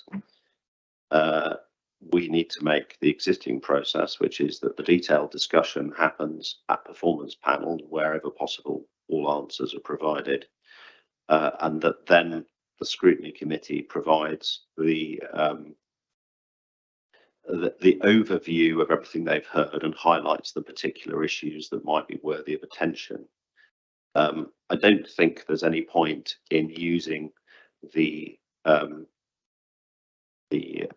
Cabinet as a kind of backstop for that process to take the detailed questions that you have, because what matters is, I think, that the committee that we are hearing from is the scrutiny committee, and we need their prioritised and clarified list of issues that they think are most worthy of our attention. So I'm more than happy to take the questions. I think the right place for them in terms of providing a coherent view back to Cabinet and thinking about their role will probably be at the next meeting of scrutiny. But obviously we remain open to any questions that we receive. I'm just not sure that this is the meeting to discuss them. I would want to stress, and I say this as the person who wrote the paper that set up the performance panel, or at least had my name on it along with Councillor Cutler, that the intention was not that we created a heavy-duty new process that sat on top of things. It was to take the process we have, which is of a meeting that goes through the report and asks questions about it, out of the main body of the scrutiny meeting, to crystallise that effort, and then enable scrutiny to address the issues that have greatest strategic importance and the need bringing to Cabinet. So that is the model I think we should aim to follow, and I think we've slightly fallen into the trap of over defining how the performance panel works. We need to bring it back to the intent that it always had, recognising the different roles of the performance panel, the scrutiny committee and the Cabinet. Chair, could I just say that I think we agree completely with that approach. Just this time we fell foul of a very heavy quarter, a lot of questions, and a lack of information when the questions were asked across all panel members, and then obviously the delay. My recommendation, though, Chair, is that we try and resolve this before scrutiny, because we should be on to the next round, as it were. So it'd be better to get this tidied away if we can and completed before we're on to the next quarter, if you're so minded. Otherwise, this just hangs around and will be 6 months on from when their questions were originally asked. Some of them have, as I say, there were a couple of emails yesterday addressing some of the questions that were raised, but if you're minded, I think that would be helpful. Thank you.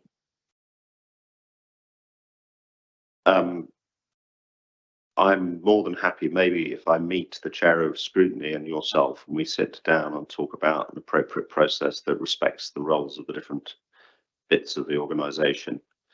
I think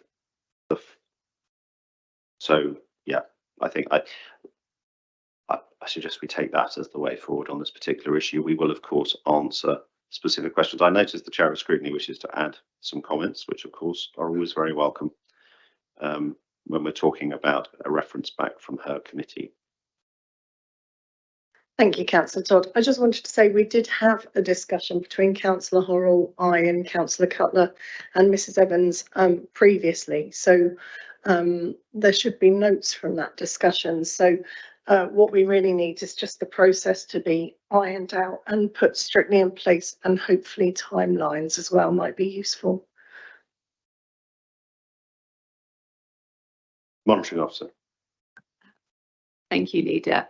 I have got in the diary, I think, finally confirmed yesterday, I'm meeting with Councillor Horrell with the view of showing a process map of the process that we will be taking and the process that we had talked about previously, but also reminding ourselves of the draft terms of reference as well. So making sure that the process that we're putting in place is in line with the intention and well within the terms of reference, but also giving clear expectation with regards to yourself, its purpose with scrutiny, and also those obligations and commitments with officers as well. So we will be doing that, and you're welcome to join us if you want to. Thank you. And perhaps Councillor Todd also, as he wanted to be involved. I'm more than happy to be involved, since ultimately my name is on the report, so I should probably be part of the agreement on how the process works from here on in.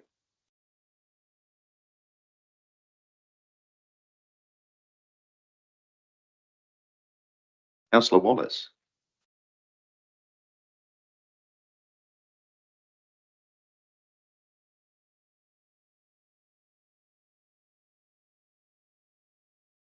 Hi, thank you.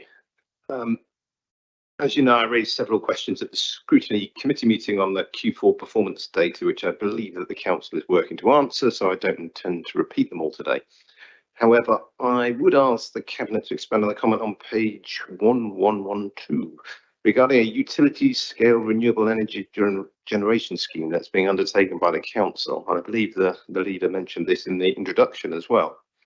To my knowledge, to date, this project has not come before any council committees, so it'd be good for the members to understand what the project is about.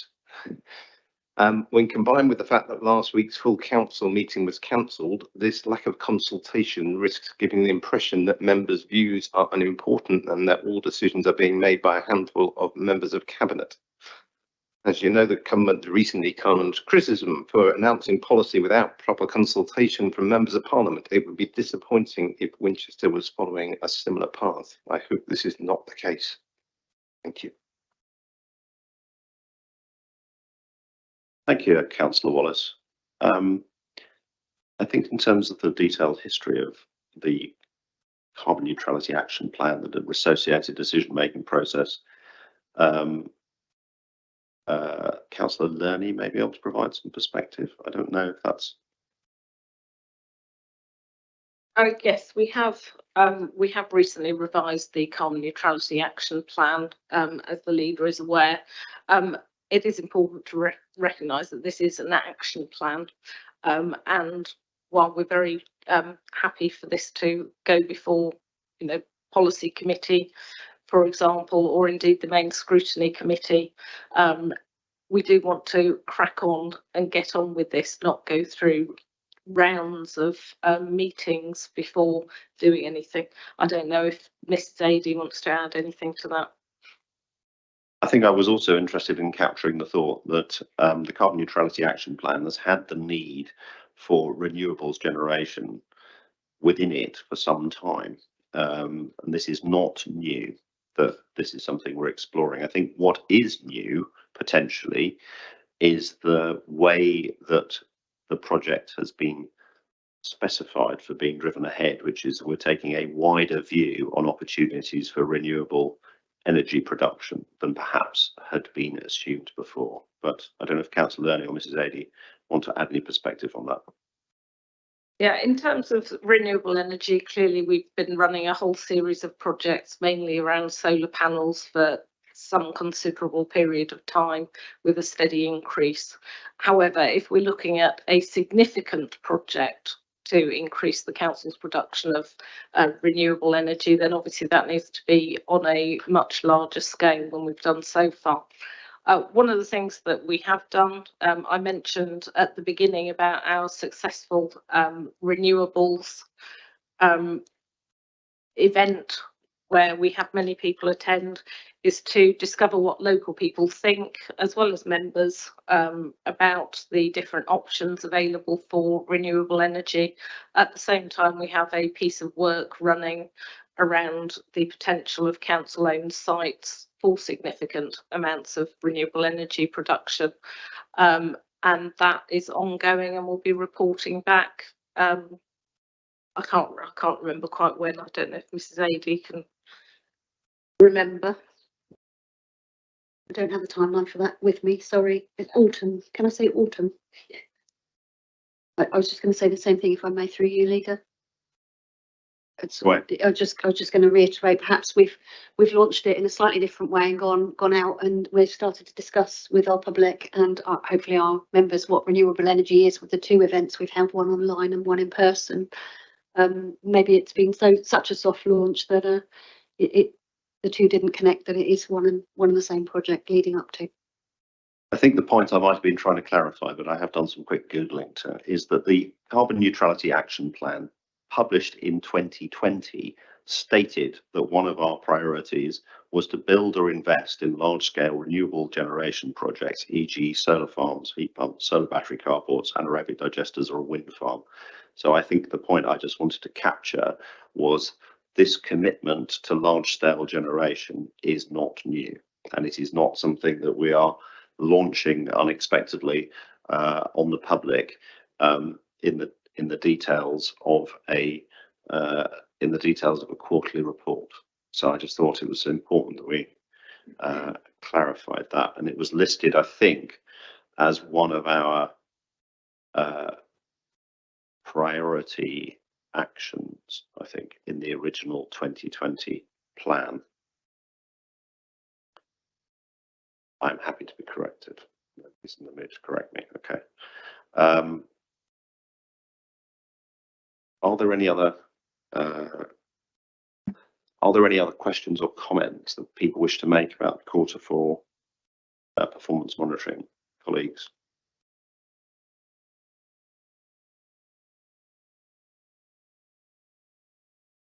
Other than to celebrate the achievements in their own area of work. So this particular paper, we're asked to note the Q4 performance monitoring and endorse the contents of the report separately, and I won't add it as a recommendation. We will meet to see if there's any clarification and streamlining of the process that we can look at for following quarters. Cabinet, you agreed to note the progress made during Q4 of 2022-23. Thank you very much. We now move to item 15, the last item, the forward plan of key decisions. And we have a deputation. So let me clarify where this is at the moment. I spent a happy evening going through the Constitution, trying to understand exactly what's meant to be in the forward plan of key decisions. And I think it sort of has two roles. One is, and the one that this reflects, is the sort of legal requirement to say what decisions might be made within the next month. And because I tend to do these things, I also had a look at how it compared to the last August 2018 plan that Councillor Horrell agreed. We have 3 times as many things on there. So August has always been a very thin document in terms of what's in there, but I think there is a discussion to be had about how there is greater visibility of what's coming up.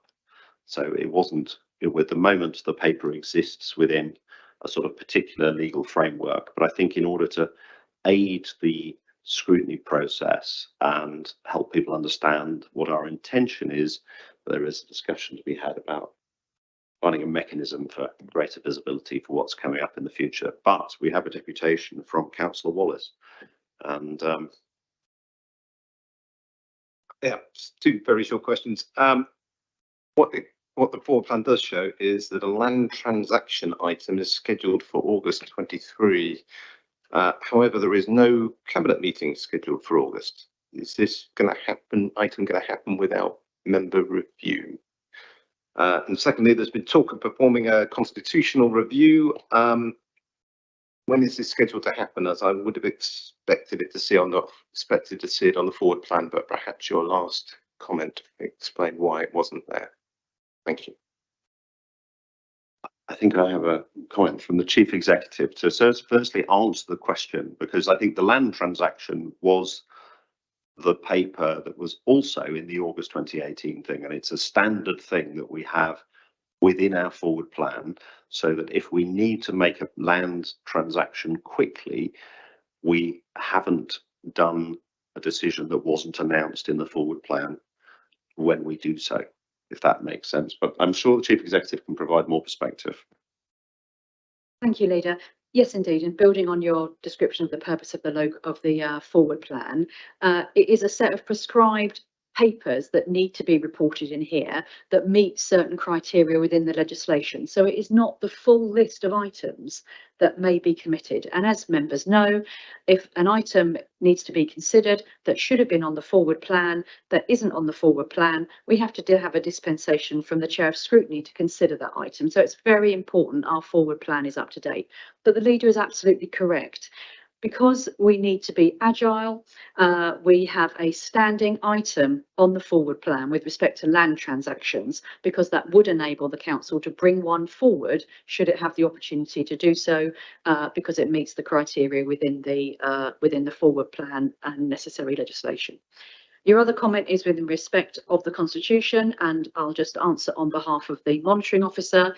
We have promised for some time a review of the Constitution that was reviewed for the first time in very many years, back in from maybe 17, 18, 19. That was delayed due to the pandemic, and all eyes were on supporting our community there. And the monitoring officer has been reviewing that to ensure we are up to date with best practice within that constitution.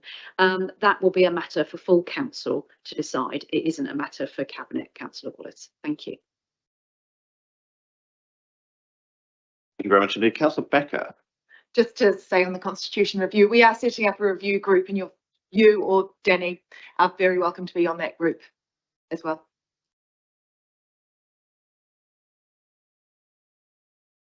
Thank you very much indeed. Any other comments on the normally not very contentious forward plan? I'm hearing that we have no further comments. Are we happy to note the future items for consideration by Cabinet as shown on the August 2023 forward plan? That being the last, good, so that is noted. That being the last item of business, I therefore declare the meeting closed. Thank you everybody for all the participation. Thank you councillors, visiting councillors, for your deputations on the various items of